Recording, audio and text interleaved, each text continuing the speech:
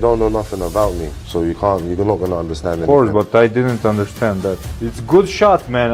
It's not good performance. It's good shot. The fight was for what, like 1 minute. You went 11 rounds with someone that's not a world-class fighter, so I dispatched him in 1 round. So that shows that I'm a world-class fighter. But at the end of the day, like, them accolades won't fight for you.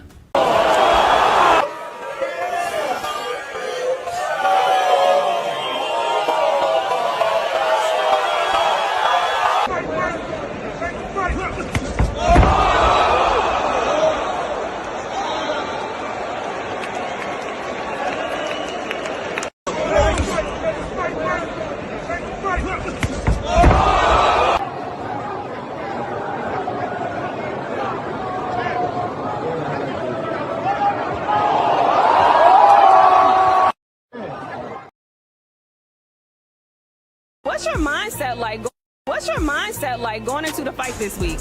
It's tunnel vision. It's determined. I got one goal only, and that's to beat Zepada's ass.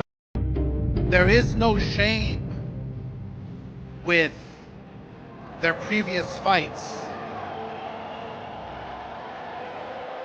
We have two guys that are so motivated to get back into that winner's circle, to redeem themselves. It's not going to be easy whatsoever for both guys. Supporting them in the Olympic trials. I done been in a locker room at his fights, you know, supporting him. So I want to see him go as far as he can. But I think people do the same thing with Boost as they did with Spence. Right. Oh, Boost this, Boost knock you out, Boost. Then some fighters find themselves getting caught up in that, you know, and then they asked about it. Oh man, he easy work. Terrence Bud Crawford. Easy work. I ain't easy work for no man. So for him to sound easy work is just like, man, disrespectful. No, he ain't easy work. 42. No.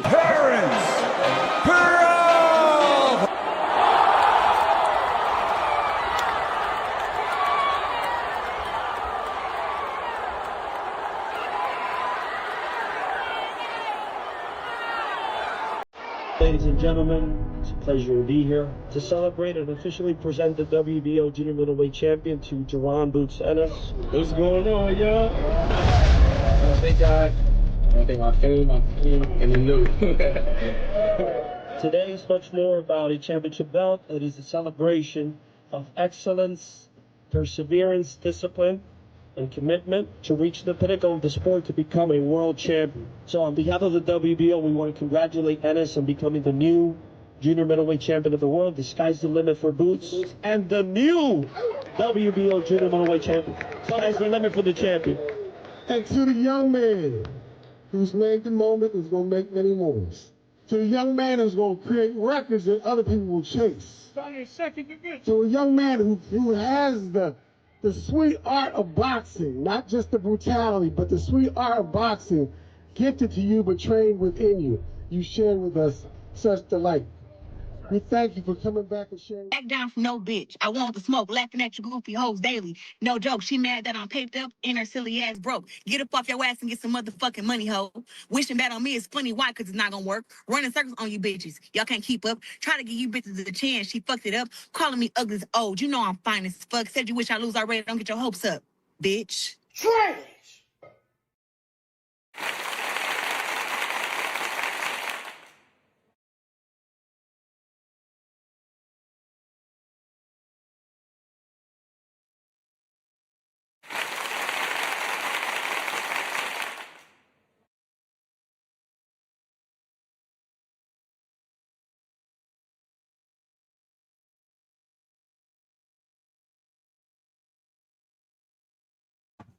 I'm always doing that. I stay doing that. I don't know what's going on.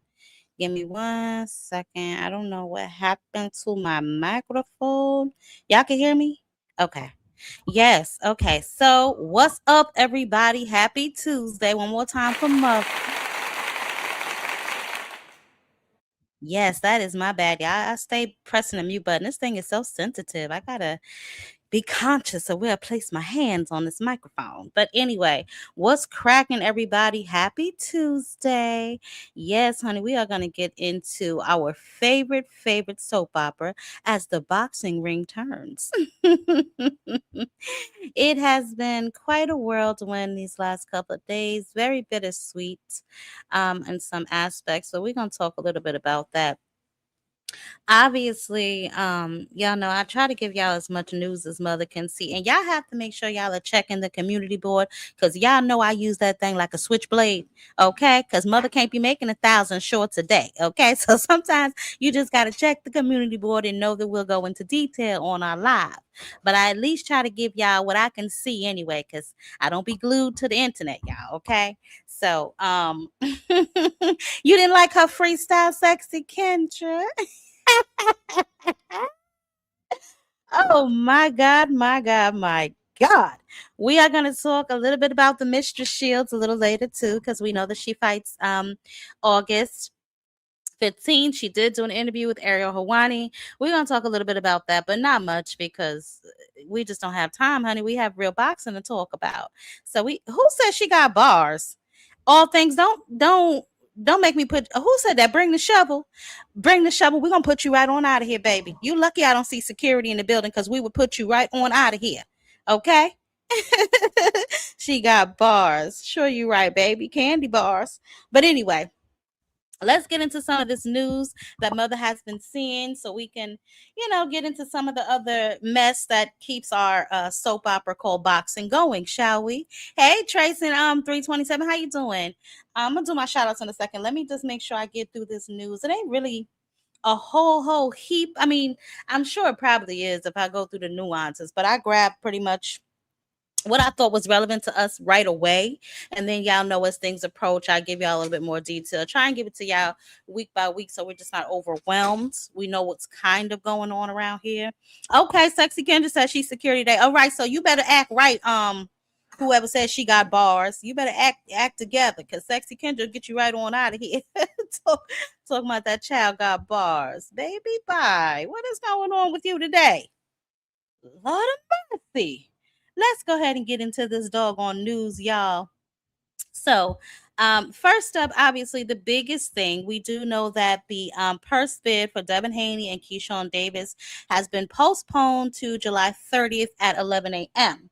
Now, according to the WBO president, he had been, I guess, submitted a written response from both teams to allow them just a few more days to work through some things, and we're going to dig into that in a little bit. But that is pretty much what we've been waiting to hear, because we thought the purse bid was going to be yesterday, and I woke up, child, just as happy as a kid in the candy store, set my alarm for 11 and everything so I wouldn't miss it, just to see this when I opened up my IG account. So we're gonna have to wait just a few more days to see what's going on. I know we're all very anxious, but I'm gonna dig a little bit deeper into that, because I got some questions. Mother and her damn questions. But I do have a few regarding that whole situation. Okay. So we're going to get into that a little bit later. I'm going to do the news real quick, and I'm going to shout out the winners of over the weekend's cards, the ones that I watched, because there was a lot going on. And then we're going to dig a little bit deeper into some of those fights. And I'm going to give y'all mother's opinion on some of those fights and what some of them need to do from here on out. Okay. But let's move right along. Okay, so let's see. Who is this clogging up my stuff? Okay, so so we're gonna get into AJ in a little bit. I'll save him for last, because I want to talk about that performance. But Caroline Dubois, she actually split from her longtime trainer, Shane McGallion. Now, this comes obviously before she's set to defend her WBC and her WBO lightweight titles against Amelia Moore. That's going to be on August 29th. So it's at the end of next month. We're gearing up for August, so we may be talking about a couple of those fights, because it's right around the corner.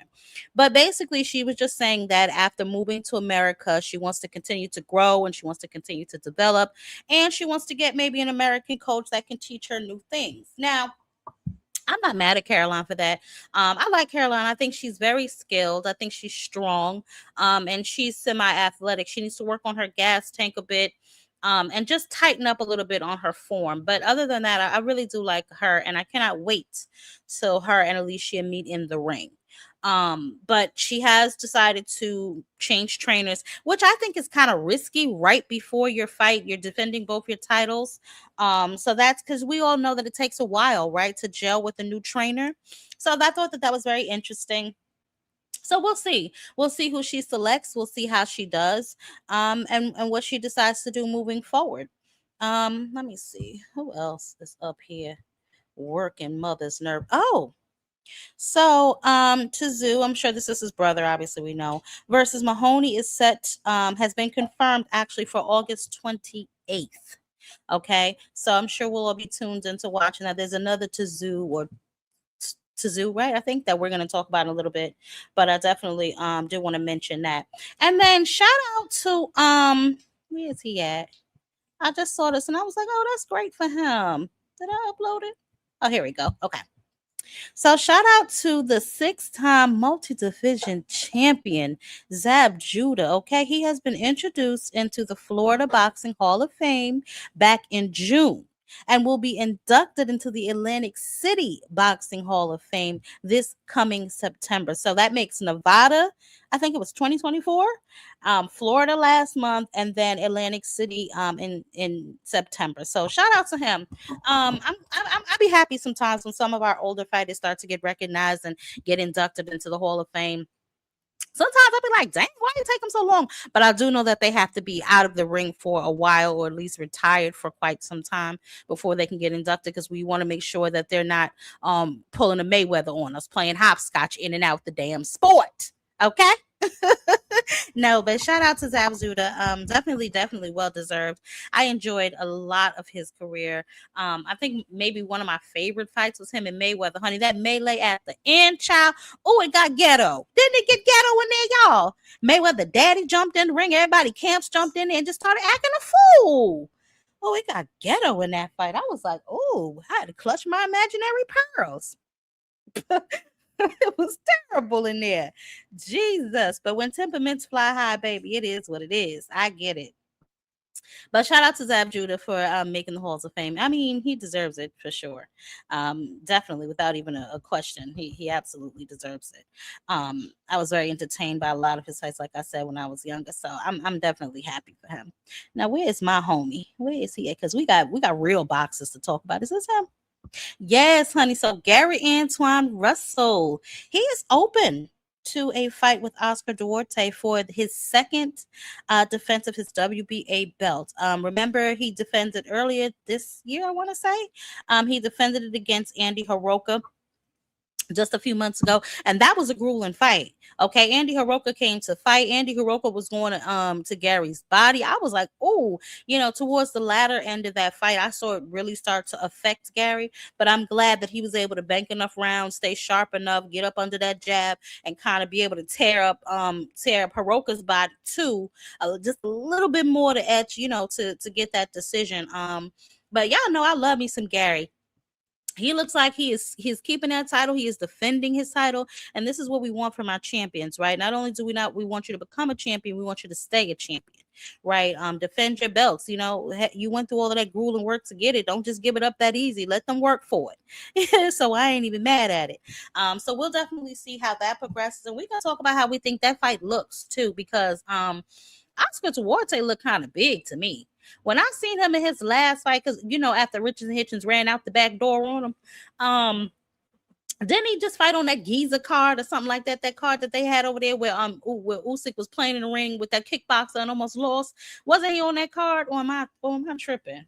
I could have sworn he was on that card, but nevertheless, Oscar Duarte, he looks pretty solid. So I'm interested in seeing that matchup to see how both of those styles, pretty much collide with one another.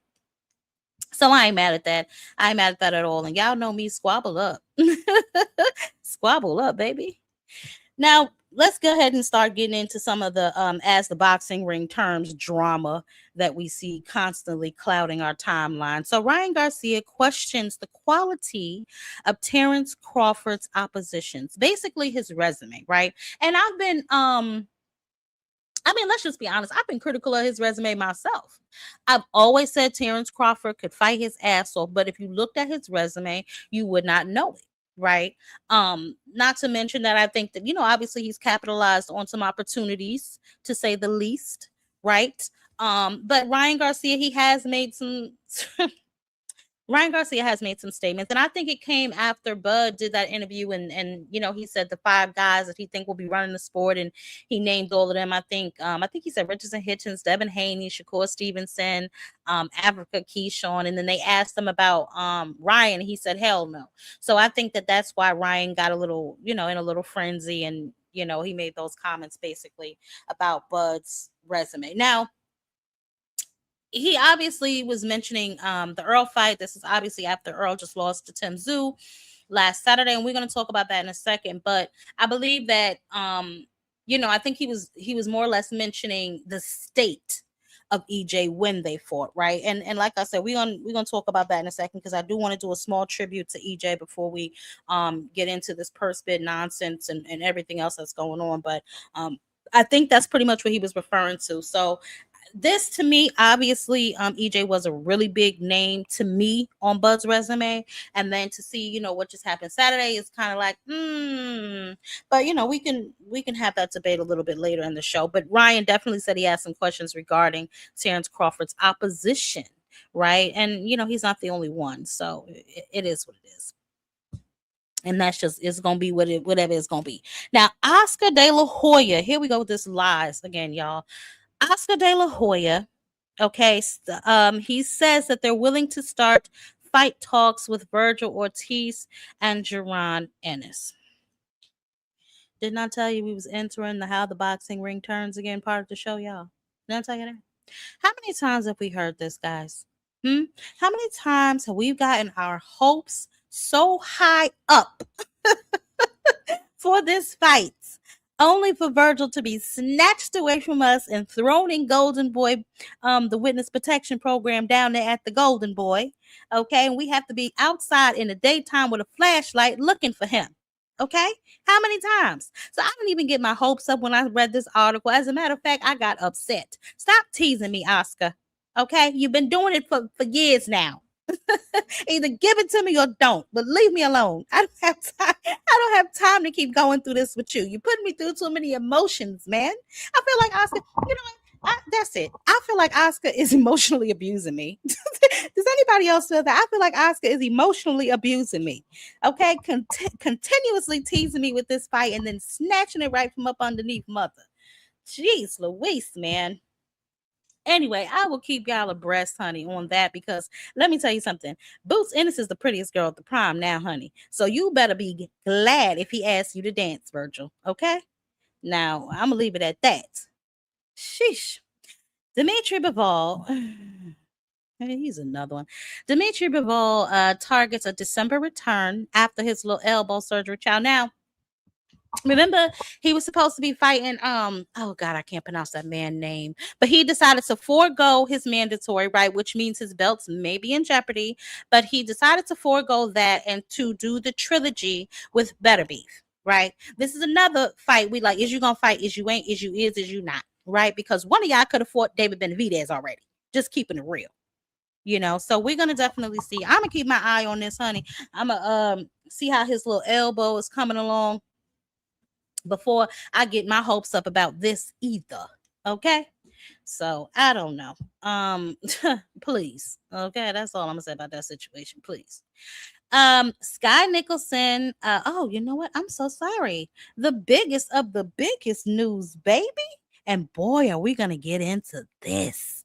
So MVP and Matchroom Boxing have decided to come together after years of back end fighting, honey. Because remember, Matchroom was trying to sue Jake Paul because Jake Paul accused them of fixing fights and stuff like that. So lately, obviously, we know they've done 1 or 2 little fights together. They did the AJ and Jake Paul fight where Jake Paul got his jaw on smash and so on and so forth. I'm going to let Eddie talk a little bit about it, but I do want to give a round of applause to them for making a historical move yet again in women's boxing. Shout out to MVP and now Matchroom.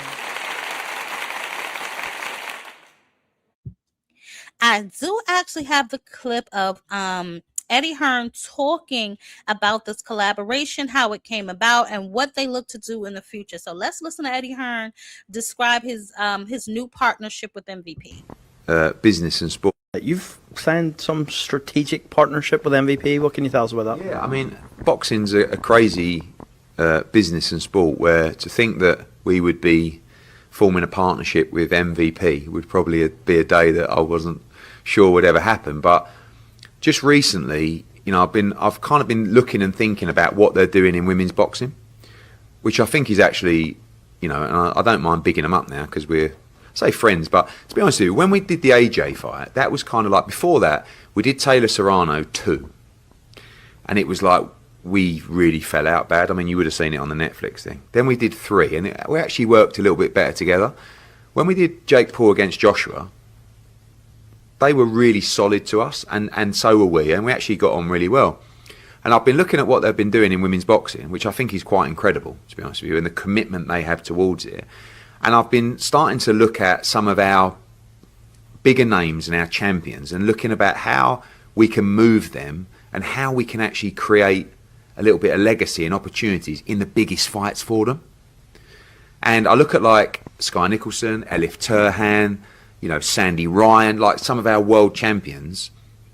And basically I look at their roster, they've pretty much got everybody. And I can't guarantee that I can provide those fighters with opportunities to unify, become undisputed, make the most money they can in a sport if MVP have basically 90% of the roster of women's boxing. So Nikita came to me a while ago. He's like, what do you think about like allowing your fighters to fight on MVP or co-promoting them with us or whatever? And I was like, just from an ego perspective, it was like, and we've been talking over the last couple of months, and we basically agreed, or I sort of reached out and said, I think.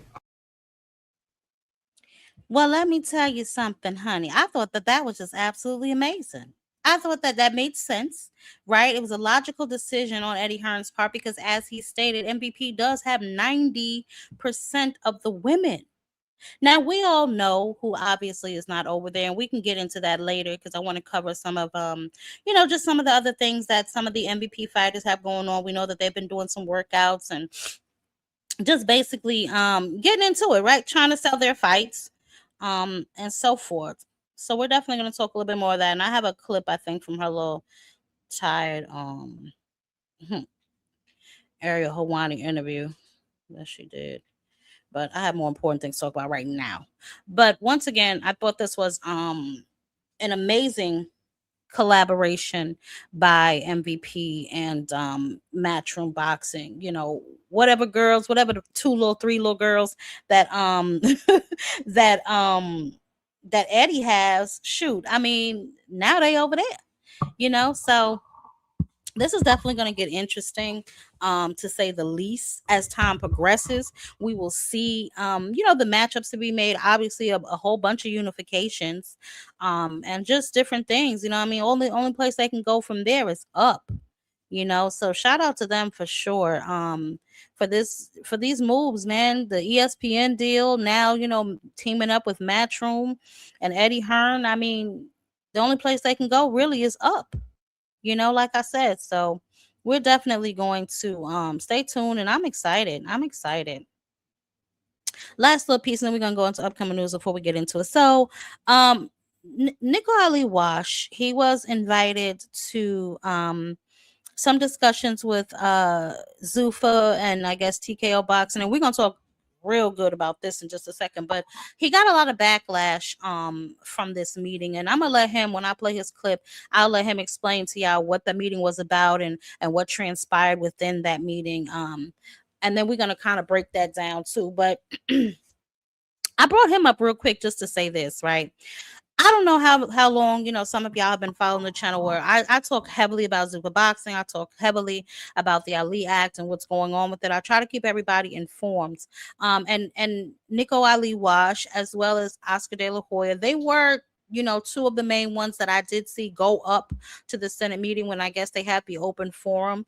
However, in my personal opinion, they started that fight a little too late. I mean, we're going to listen to obviously Nico Ali Wash and everything that he says has been transpiring, and he's been working behind the scenes. So kudos to him. I just think that in the very beginning, when they took it to the House of Representatives, I think that's when the rallying should have started. You don't wait until, they are damn near done, honestly, in order to go ahead and get into the fight. I think, we'll break that down a little bit later. That's just my thoughts, and I've said as much when him and Oscar made it very clear that they were going to the to the representative meeting to express their concerns about the bill. I was like, come on, man, y'all a day late and a dollar short, man. But obviously his last name carries a lot of weight.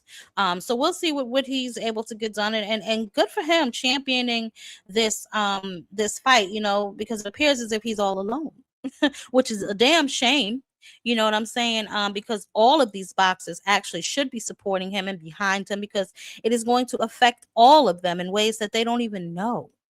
You know what I'm saying? So I just thought that was there's something good that he's doing. And I'm gonna follow him and see, what he does, and what type of moves he's able to make. It sounds like he's making moves in the right direction, but he still has an uphill battle, if we're being honest. You know what I'm saying? So we'll definitely see what's going on. Now, I did not get the whole thing. Like I said, y'all know Mother will use that doggone community page like a switchboard.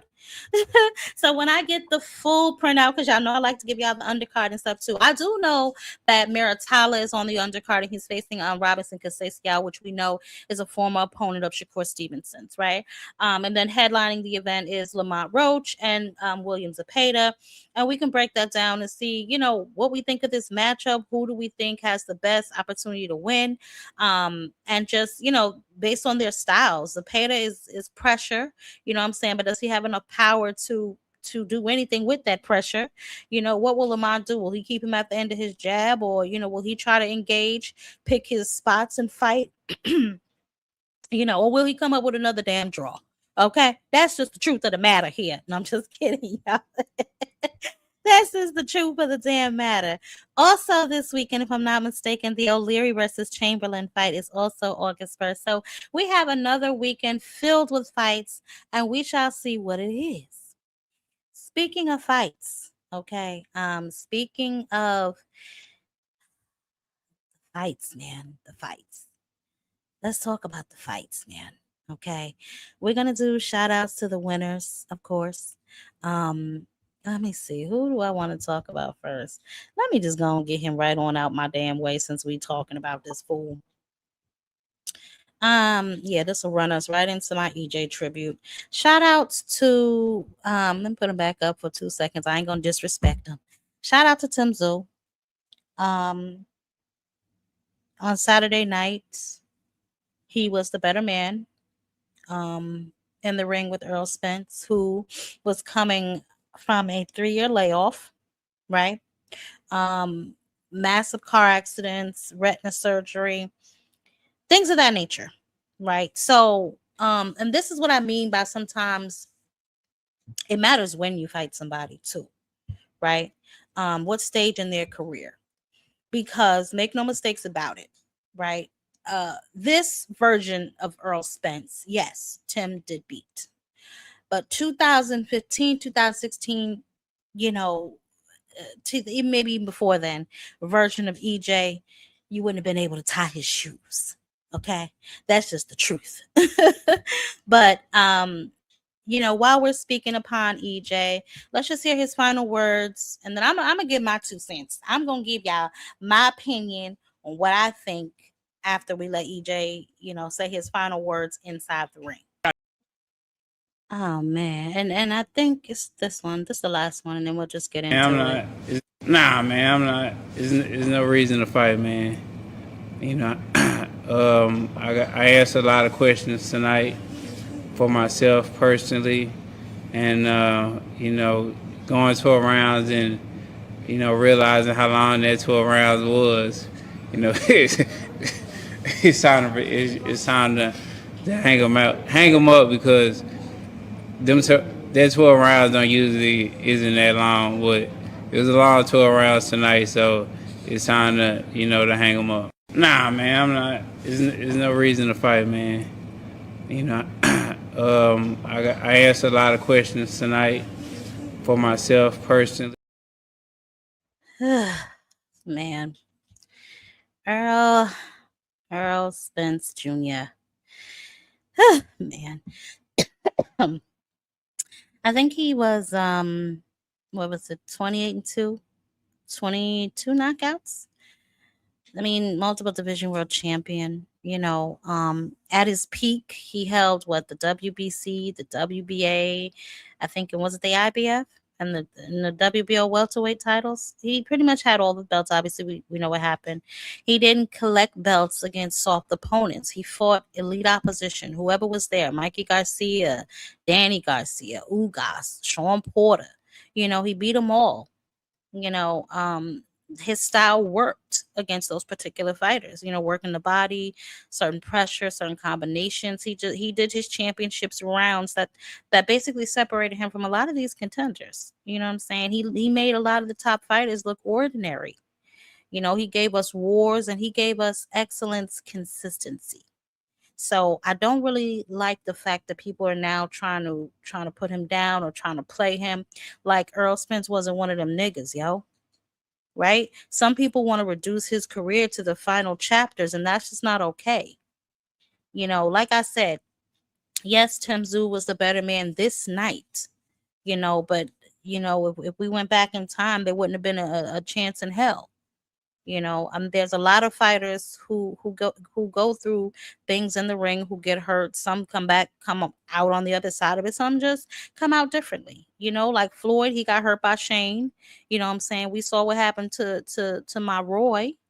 The measure, I feel like, of legacy is what was built in his prime, right? And Errol Spence's prime was elite. You know what I'm saying? Unified belts, went through everybody to get them. So I don't know. I just wanted to quickly salute him and, let him know that he definitely is a champion. He's still the big fish, regardless of what his last two fights may have shown us.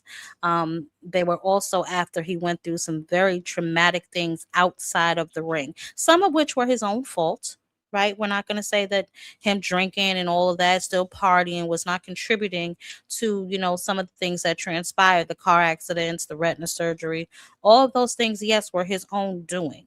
However, let's not act like this was not a bad man in that ring. And he carries himself with grace, and when you a real one, that goes to me further than any little funky boxing resume can ever go.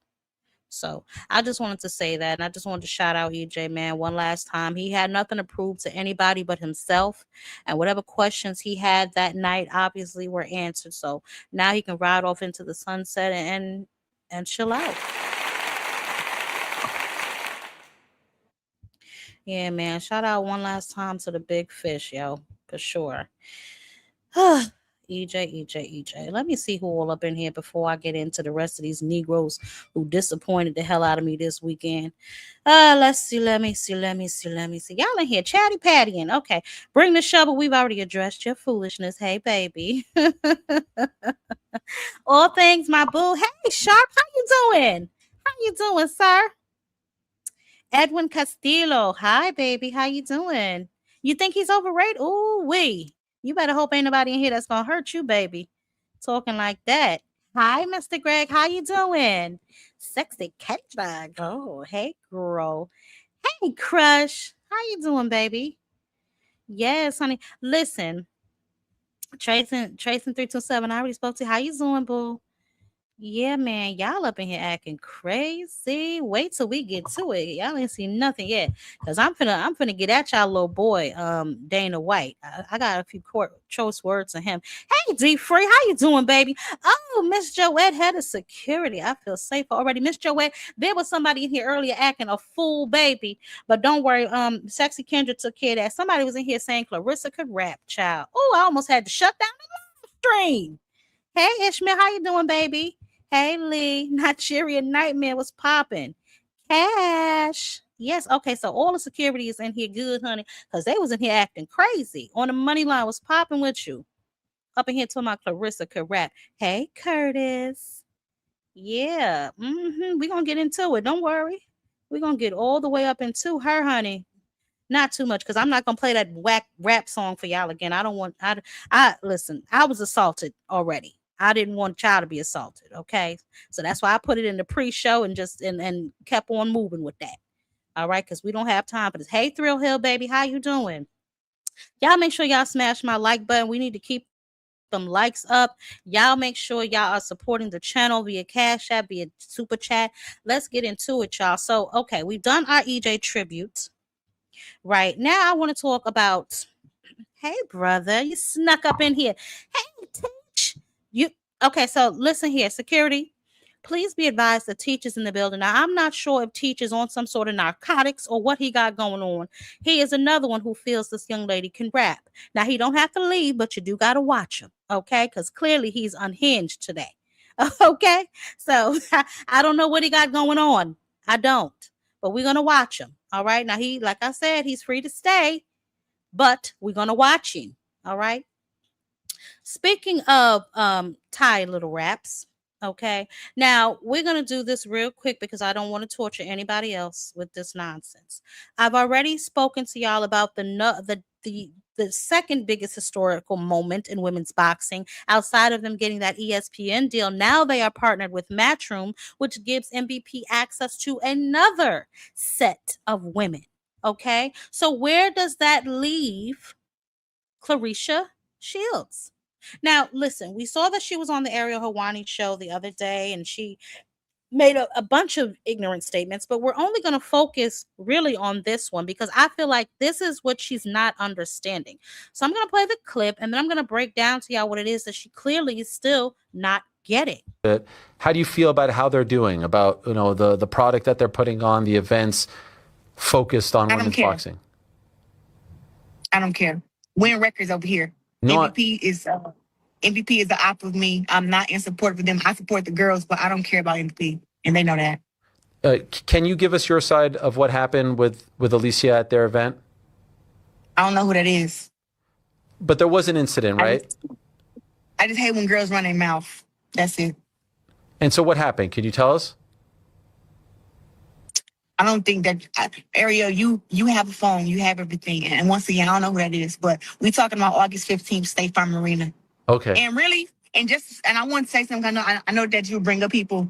If a girl doesn't weigh 154 or above, I don't think that nobody who does interviews with me should ask me about girls who are at lower weight classes who are not willing to come to at least 154 for a fight. So that's my way of just avoiding that whole conversation and narrative, because I'm 5-time division world champion. I fought as low as 154, 160, 168, 175, and 175 plus on at all weight classes.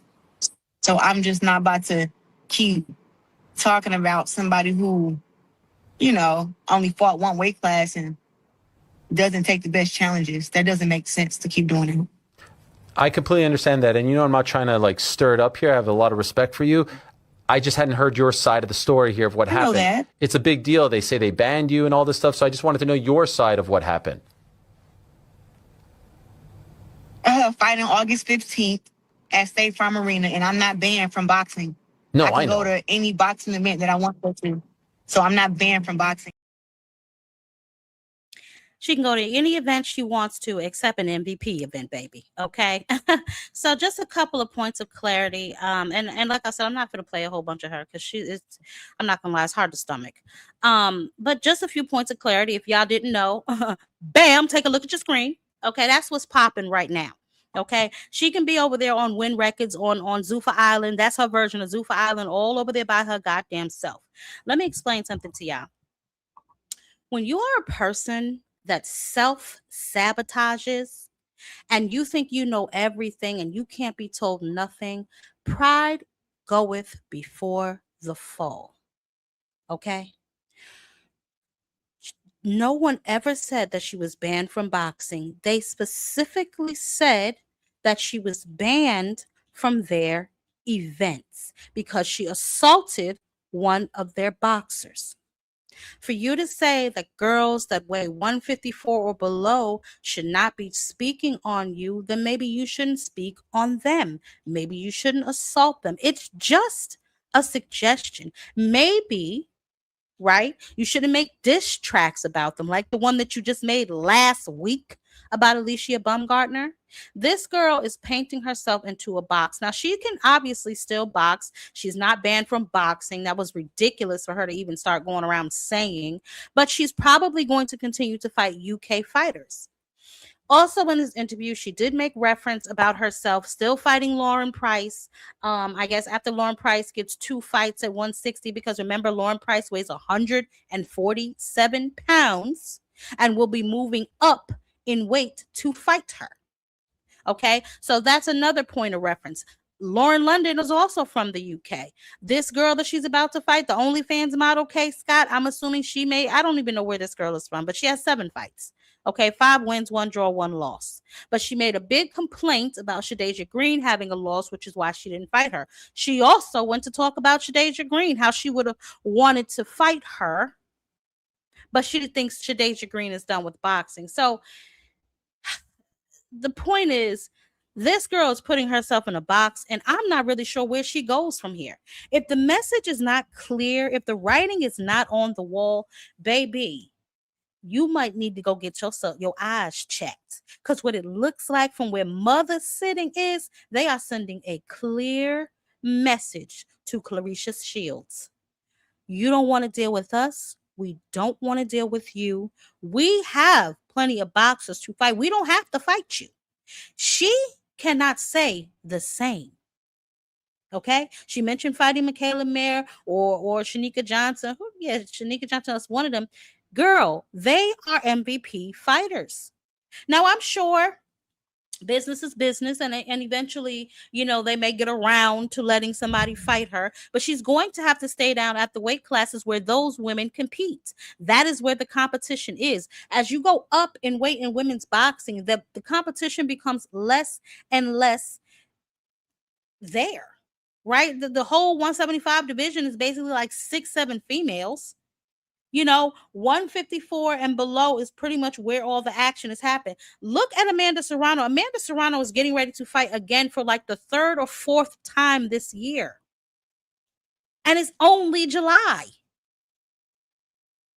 So, we just have to put things in proper perspective. I get it. She wants to do her own thing. Win Records, Salida Promotions, Zeus Network, child. All that is cute, right? But when we are talking about a brand, baby, she ain't nowhere close to MVP. For all the vehicles that she has behind her, Salida Promotions and Win Records, I don't see anybody promoting her fight outside of her, spamming the goddamn internet with the link to buy the tickets, which are not doing that great, by the way.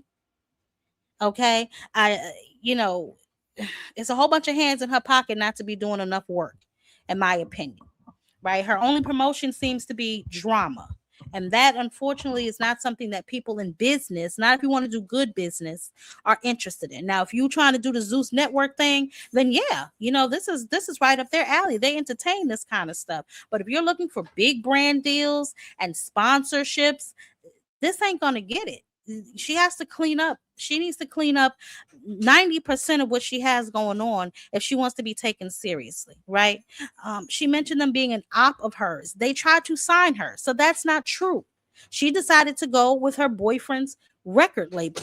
So, I just don't understand sometimes her gripe with these particular people. And she's not doing herself any favors by still talking trash about them over and over again. You know what I'm saying? So, I don't know.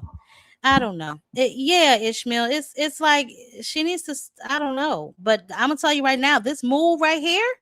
Hey, Zoomverse baby, how you doing?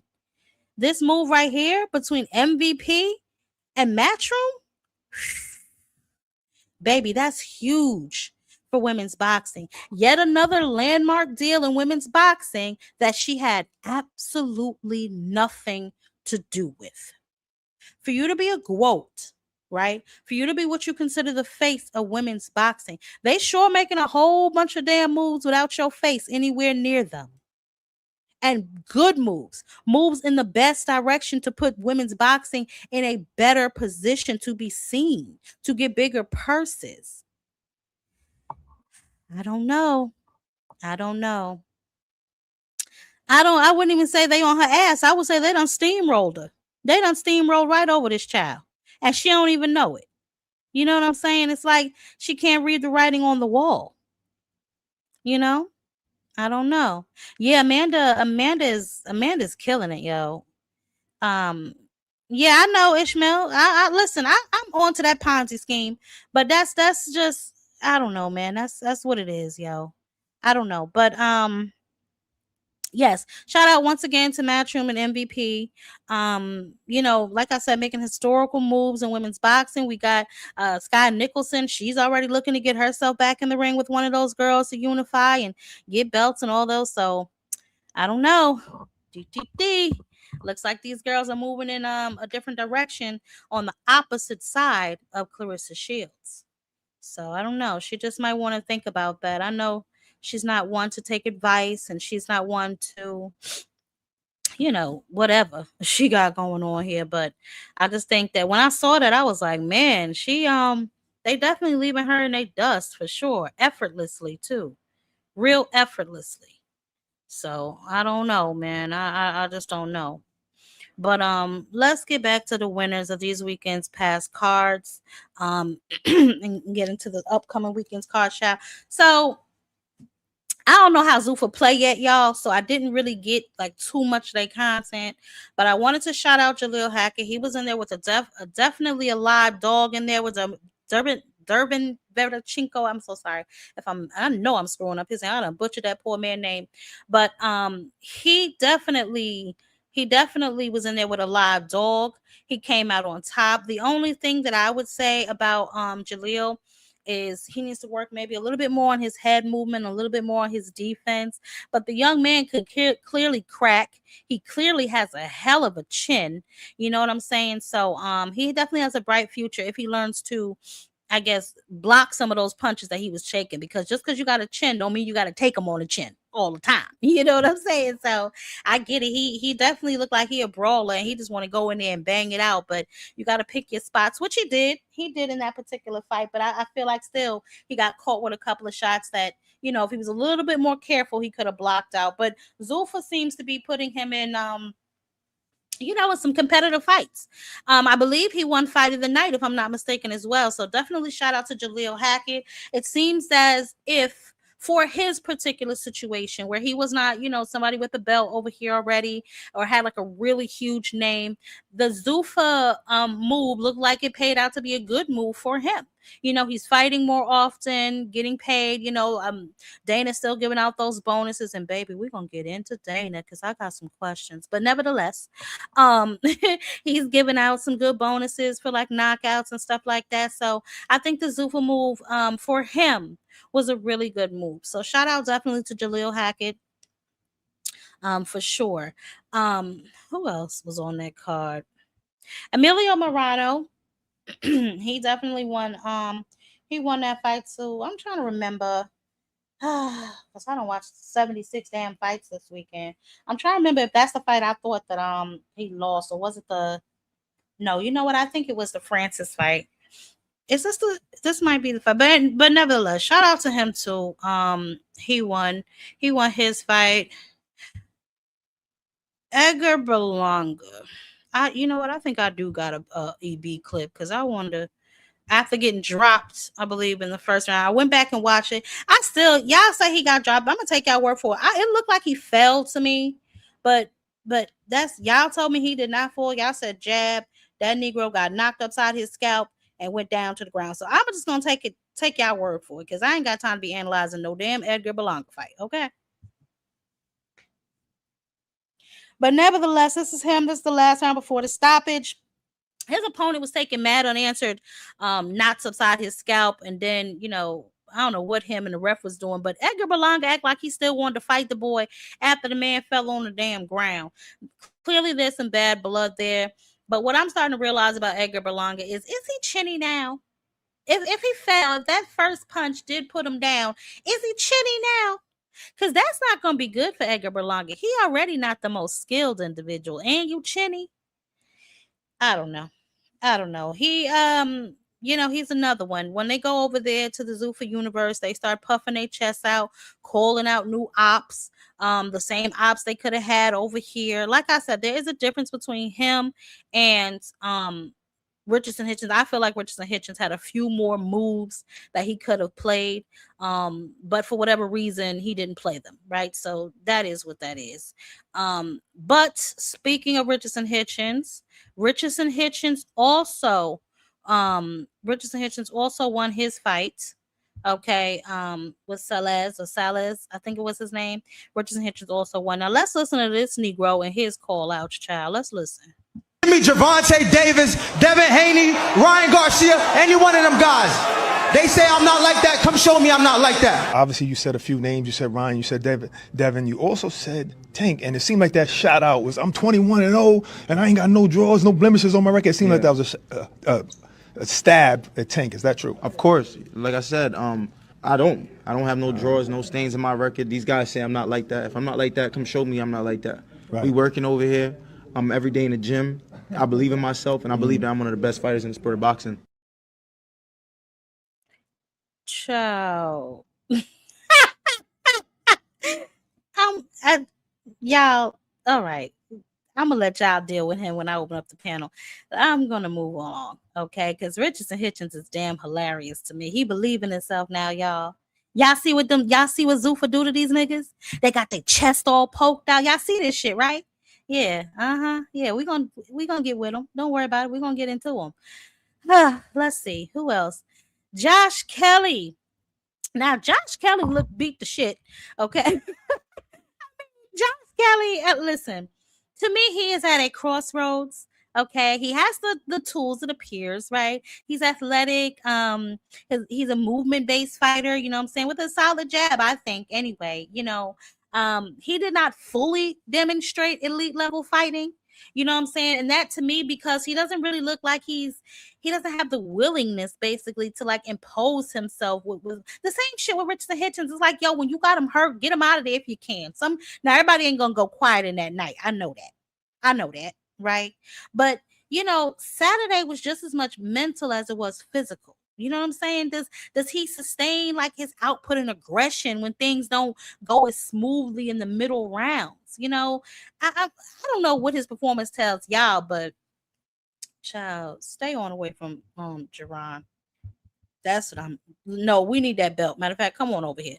But shout out to him. Now he did say to his credit that he wants to fight Boots. Now I don't listen, that's what he said. Okay, I can't tell you if the man lying or not, because I told y'all before I thought his ass was lying because he said that before.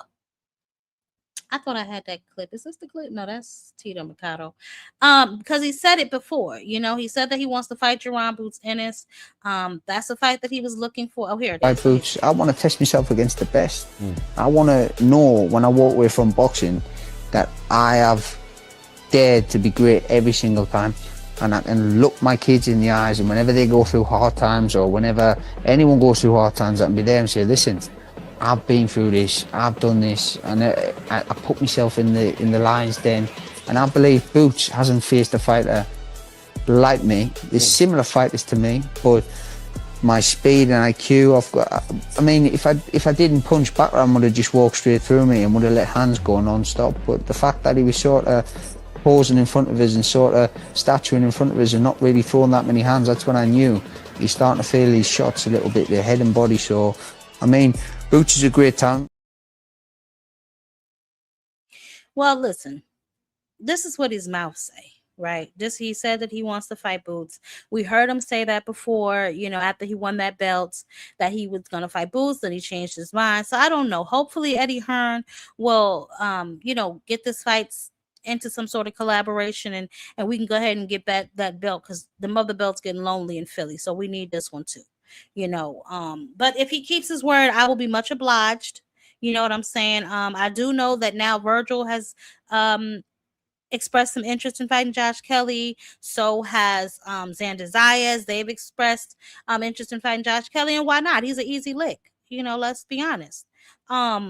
But so we will definitely see which direction he decides to go in moving forward. Now, like I said, I do hope he does select Jaron Ennis because we need that. We need that energy. We need that fight and hope. I mean, at 154, we can't possibly go through the same problems that we went through at 147. I mean, goodness, people, please. You know what I'm saying? So let's hope he keeps his word and we can actually get that fight. Also, Hamzah Sheerez, some of y'all are high on Hamzah Sheerez. Mother is not. And I've expressed this, several times. I'm not high on Hamzah Sheerez. I think he had a hand-picked opponent Saturday. I think that they robbed Carlos Adames in his fights when they fought. He beat Edgar Berlanga, but I mean, Edgar, he looked decent on the night of Giza or whatever that card was called. But again, a lot of these soft touches. He has expressed interest in fighting Canelo Alvarez. You know what I'm saying? So what do y'all think? You know what I'm saying? Do y'all think that he's ready for a shot at Canelo? I mean, I don't even know if Canelo's even interested in a fight with him. I do know that Canelo has one more fight underneath Turkey.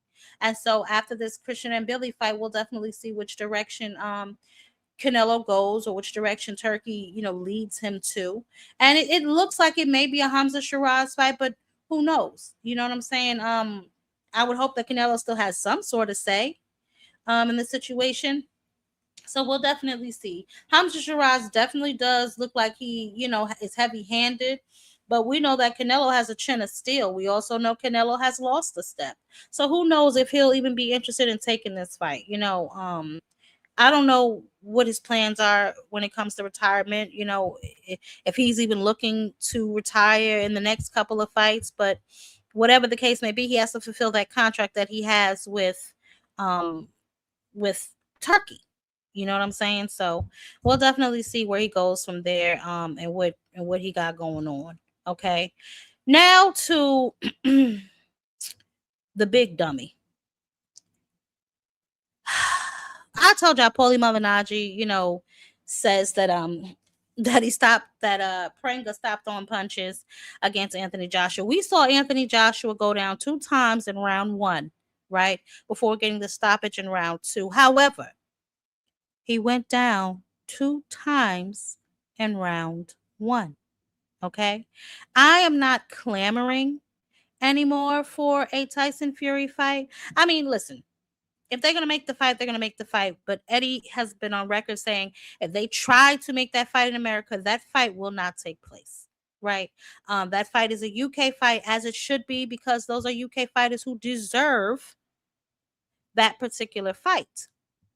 So we'll definitely see how this progresses. I got to take a look and see what else is going on. But I did want to make reference to that. Also, child, I don't know why he made this, but we're gonna look at it. If I was him, I wouldn't be trying to find no damn body. But let's look at his little AI version that he made for Tyson Fury.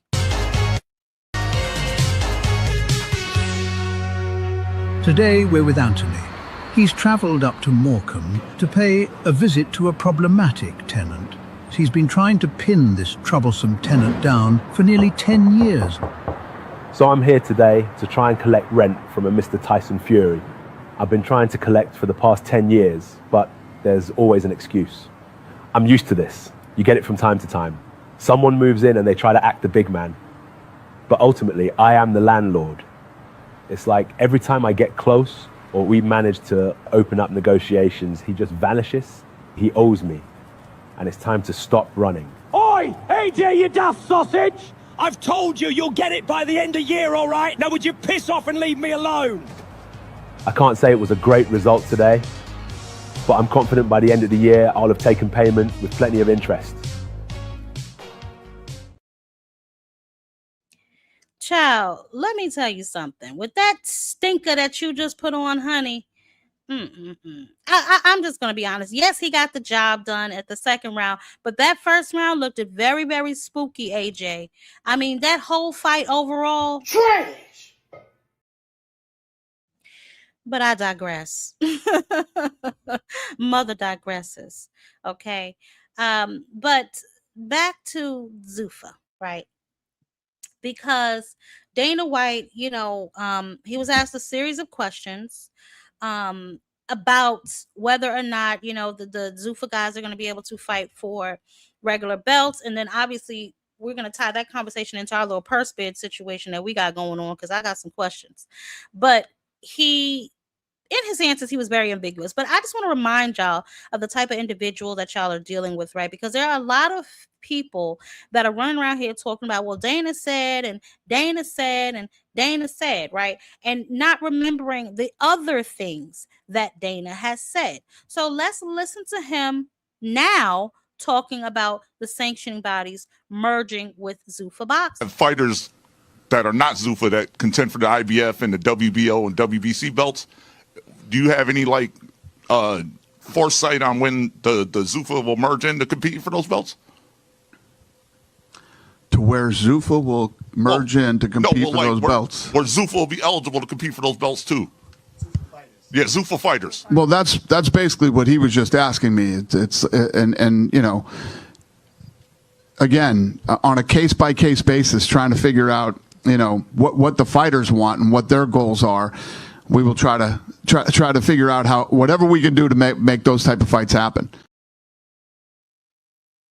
So you see how he's very ambiguous, right?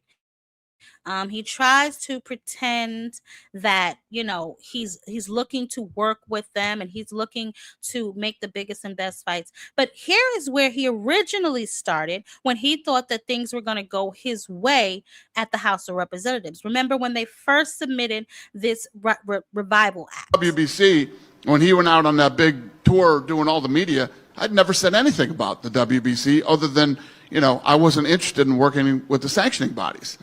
That was it. I never called anybody out specifically or said anything negatively about any of them till about 10 minutes ago when I talked about basically the sport as a whole, and all of these guys are involved in the sport, and they're all fucking rinky-dink. Literally every one of these people are the most rinky-dink, bottom feeder, low-level people that I have ever, I don't know what you'd want to call it, been in business with. Beating up babies. Now, that was him originally. Obviously, fast forward, he's changed a bit of his stance, right? Now, let's continue with the pattern that he holds, because we're talking about Dana White. Dana White, who has been sued multiple times by the UFC fighters. Dana White, who is on video slapping fire out of his wife, right? This is the Dana White that we are talking about. This man double talks, he lies, manipulates the truth. No wonder he's over there with Turkey al-Sheikh, but that's neither here nor there. Remember, they put that battery in Ja Opataia's back. Right? Remember? Wanted to do this. He paid his sanctioning, paid his fee. Their boy flew over here and got his per diem and then jumped back on a plane and flew back. I mean, we did everything that you're supposed to do. So we'll see how it plays out. It'll be on a case by case basis. Saying they were disrespected at the press conference. The belt was in front of him the entire time, and he held it in his hand when he did the face-off. The Zuffa belt was in the middle because nobody had it. He had the other two belts, and they were fighting for that one. So I know you said these sanctioning bodies are kind of doing your job for you. Do you think that people are starting to see, maybe the ridiculousness of some of the sanctioning fees and their decision to just pull? The fact that you're asking me that means that that's exactly what you guys think too. I mean, it's pretty clear what they're doing and what's going on, and I see lawsuits coming. You heard him, right? He sees lawsuits coming, right? Yeah. Now, let's take a look at what he thinks about this lawsuit now that things may not be going his way. It came out that Jaron Ennis might be filing a lawsuit against one of the commissions for the belt situation, named Eddie Hearn in that, and then Eddie Hearn is threatening to maybe countersue. Do you have any thoughts on it? That's Jai's lawsuit. It came out that Jaron Ennis might be filing a lawsuit against one of the commissions for the belt situation, named Eddie Hearn in that, and then Eddie Hearn is threatening to maybe countersue. Do you have any thoughts on it? That's Jai's lawsuit. Congratulations. We obviously support him. I just wanted to play that again to make sure that y'all heard that. You heard him, right? That's That's came out that Zepada might be filing a lawsuit. That's Ja's lawsuit. He don't have nothing to do with that. That's Ja's lawsuit. He wants to distance himself from the lawsuit situation, right? Remember earlier I told y'all about that tweet, right? About Nikolai Wash. He got all that backlash from taking the meeting with him. Let's listen to what he said took place in that meeting and how that whole meeting progressed. This is the same man, y'all. We still talking about Dana White. I don't know why people think, for whatever reason, that this man is really trying to play nice with people when he's not. He's just getting his ass whooped in the little war that he started, the war that he thought he would be successful in, right? So let's listen to Nikolai Wash with what he tells Ariel Helwani that call about that we this had whole with the situation. Senators was amazing, and it was that one that we were informed that it was not passed or it was not going to pass as it is proposed. Okay. So after that call, I said, you know what? This is a huge win for us. The Revival Act is not going to pass as the Revival Act. It's going to pass as something, of course. But that was a huge win for us. So now we were able to implement changes that we felt were necessary to better the sport of boxing and to, of course, protect the fighters. Do you think that's why TKO reached out, because you put that out there? I don't know if my tweet did the impact. It could have, but I know they're talking to senators as well, and I'm sure the senators that they're talking to are transparent enough to let them know that, hey, listen, we've been speaking with the other side. We've been speaking with Nico and his team, and the Revival Act is not going to pass as it stands. We're going to have to come to some sort of agreement. Okay. You posted a picture of a meeting that you had with your manager and with Nick Khan. Was that your first time meeting Nick Khan? No. So my first time meeting him was when it wasn't really a meeting, but you were on the set with him, like this yes, shot. That right? was my first time. That was my first time shaking hands with him. Okay. But in terms of like a private meeting, this was your first time. Of course. Yeah. What did you think?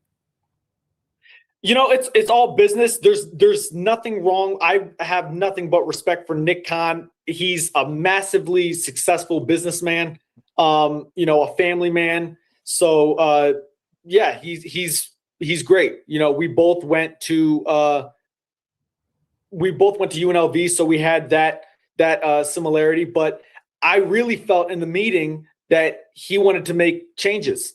That was the biggest thing, and I was pleasantly surprised. It was a great meeting, and it was just it's been very successful these last couple of days for boxing. The changes that we proposed in the meeting were changes for the sport. It was changes for protecting boxers, and he was. So I want y'all to just catch just a few of those things, right? He said that the bill will not pass as proposed. What that means is, remember a while back we talked about all of the things that they put in that bill, right? All the little nuances that they put in the bill, like the biggest one to me was that these guys, the Zuffa outfits or whatever, the likeness and all that stuff, not being able to see how much you're making. Like in the original Ali Act, you have to open up the books if the fighter asks you to open up the books. They do not want to do that underneath the UBO. They want to be the promoter. They want to be the sanctioning bodies. They want to be the managers. They want to be everything under one umbrella and do not want to let you know how much an event makes. They want to be able to pay you basically a salary. So I'm hoping that those are one of the things that Ali was pushing for when he took those meetings. And shout out to him for constantly taking those meetings and trying to stay diligent. Like I said, I thought it was a little too late, but it appears that he's making some sort of headways. So that's what's up. But moreover, to my point, do you see the sneakiness, right? Have we not picked up on the patterns yet? If that's not enough for you, I got one more for you, right? Because this one right here, listen to Oscar De La Hoya about why he was not at the meet and greet with Ryan Garcia.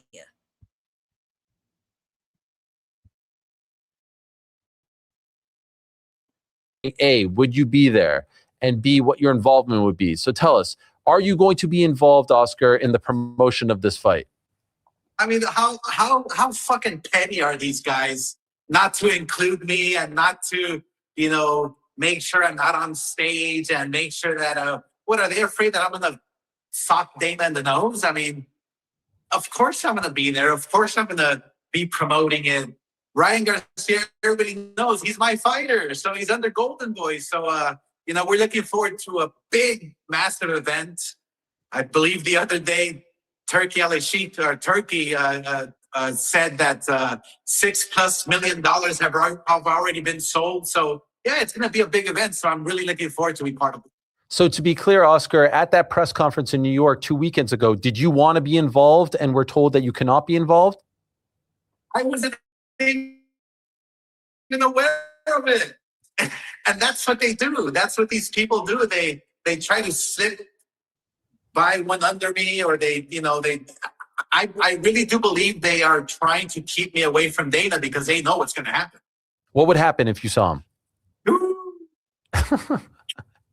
Wait, but you just said, oh man, you still got it. Look, obviously I'm not going to punch anybody, but they're trying to keep everything from me. And we all know Ryan Garcia is a Golden Boy fighter, and this is a Golden Boy event.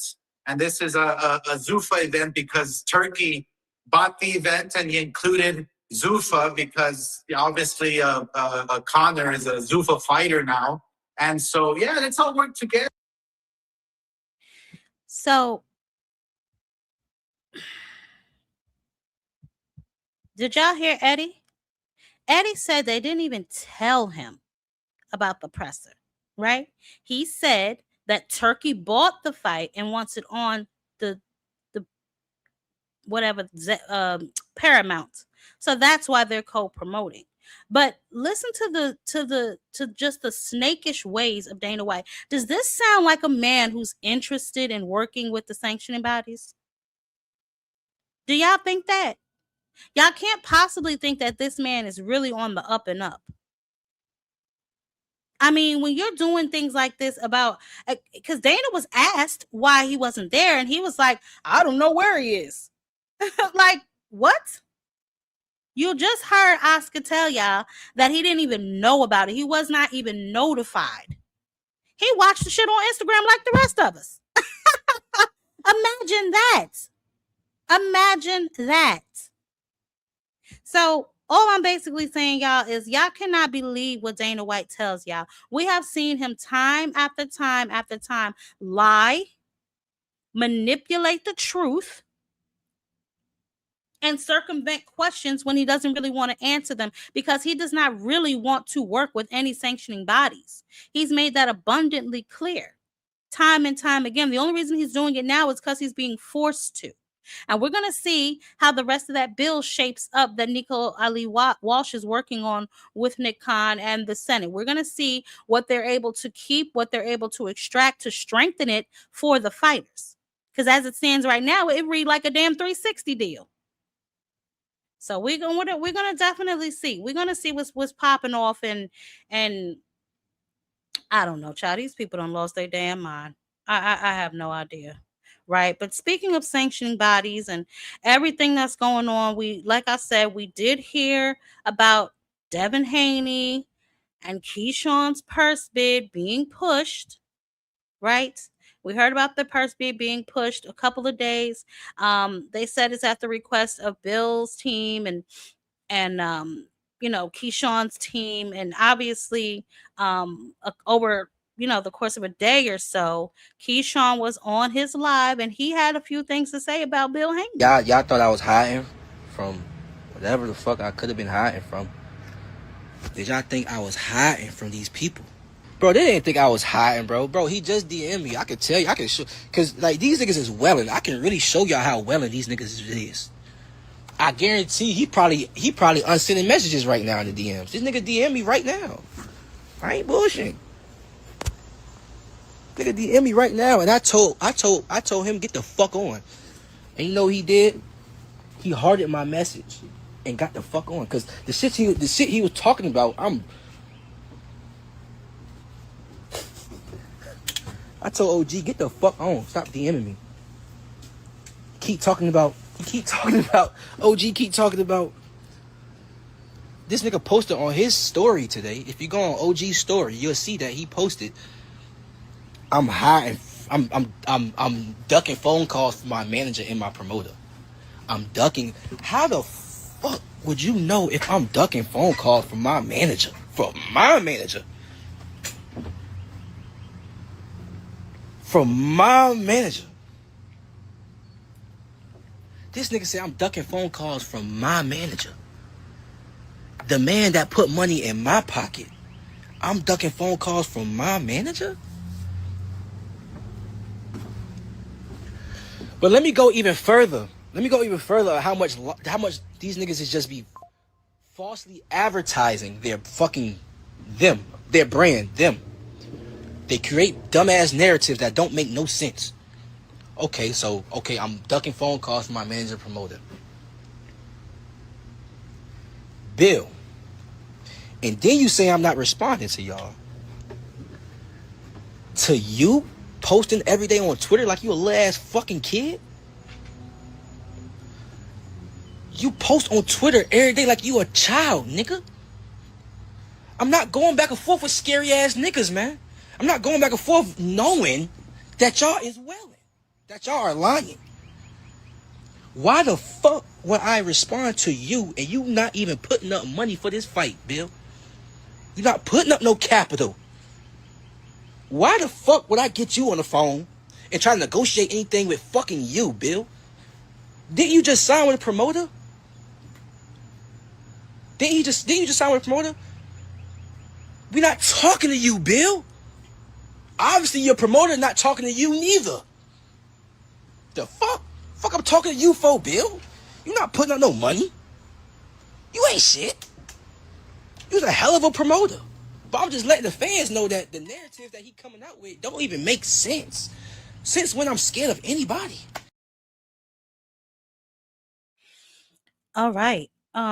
So y'all know that was Keyshawn Davis on his live. I have just a few questions and then I'm gonna let y'all do what y'all do. But I have just a couple of questions, right? We did see reports that possibly Devin signed a new deal, right? With DAZN. I'm just trying to figure out when is DAZN gonna announce it, right? Because DAZN announced Tio's deal, right? We hear talks and agreements, right? And that's cool. I don't know whether he did or he didn't. I'm just trying to figure out when will DAZN come out and announce something like that, right? Because, and just listen, when I read the article from the WBO and they said both sides, I'm like, well, hold on, right? Because Keyshawn is with Top Rank on DAZN. Devin supposedly, reportedly, through Sean Zytel, is supposed to have a new multi-fight deal with DAZN on his own. So what could possibly be the holdup? We know Keyshawn's side is solid, right? Because he's been with Top Rank for quite some time now, even after his little debacle. You know what I'm saying? Top Rank kept him.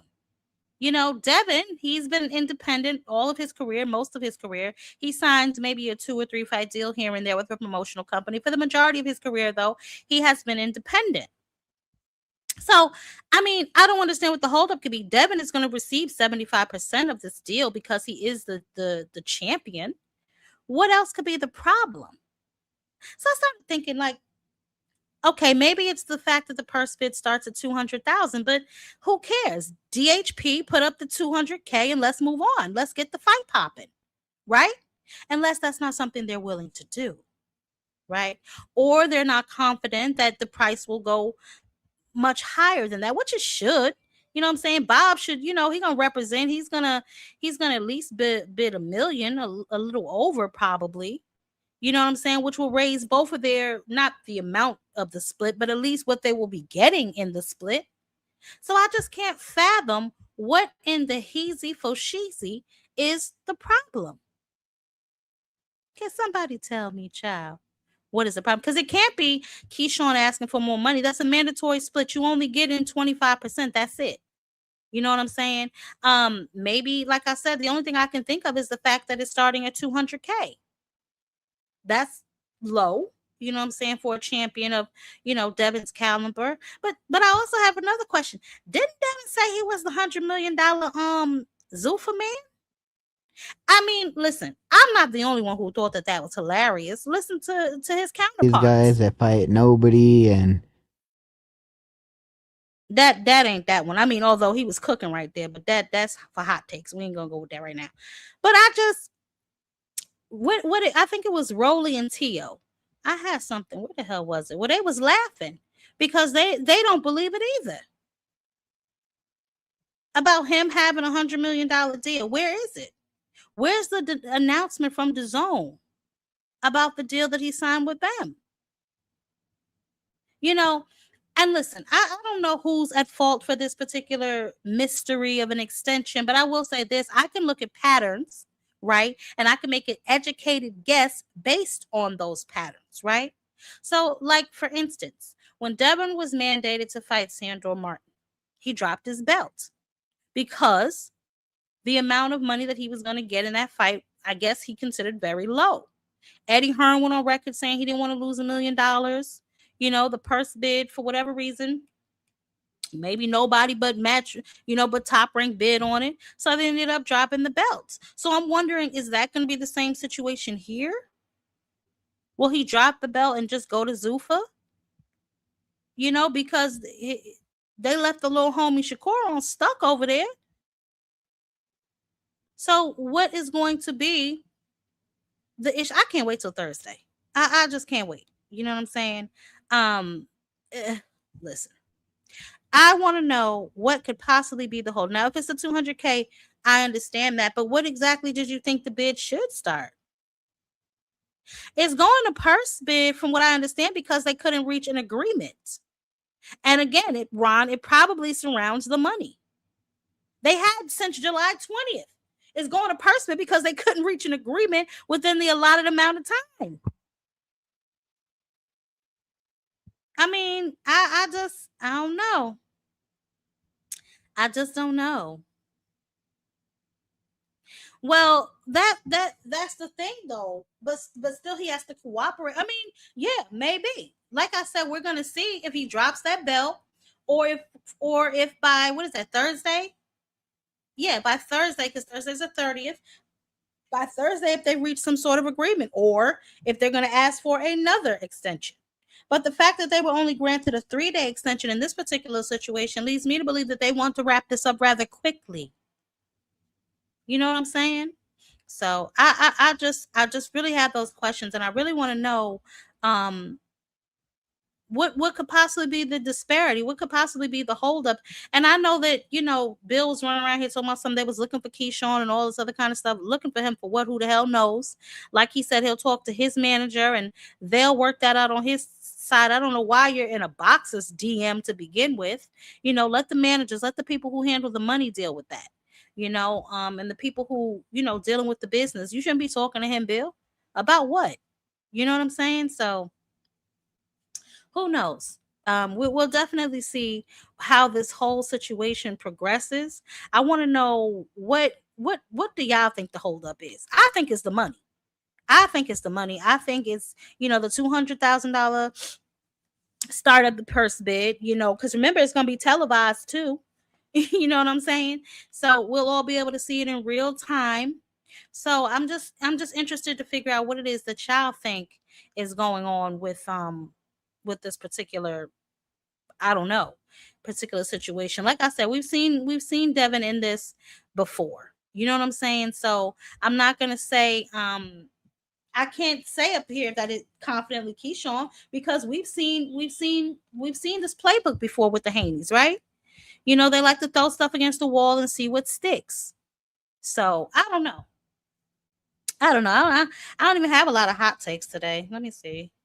Maybe just one or two, because I was about to play the one that Rolly had. Yeah, let me see what Rolly's talking about. these guys that fight nobody, and you know, it's all these guys. All they do is protect their O, and it's like they box in survival mode just to fight to the next fight, and they do that over and over and over again. Like, and that's the reason why boxing is dying.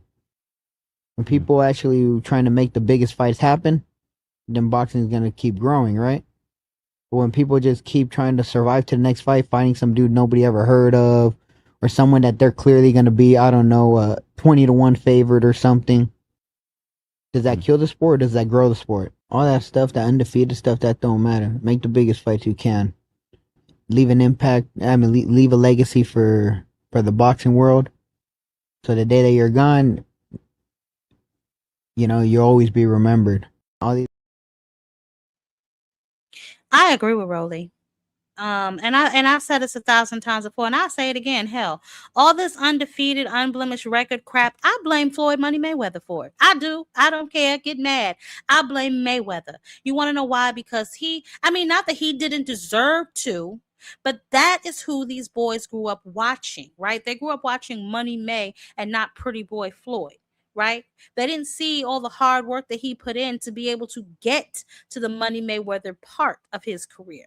If you look down if you look down Floyd Mayweather's resume, Floyd Mayweather has some dogs on his resume, right? Some guys that a lot of people didn't even expect for him to beat, that he did easily, right? But those were the type of fights that Mayweather put himself in to put himself in position to be able to call the shots, and then later down the line determine who he wanted to fight. And even still, he was putting himself in real competitive situations. These boys are too busy worrying about a damn O on their record and not the competition across the ring from them. That's why when they take these step-up fights, or what some of us think are step-up fights, they look horrible.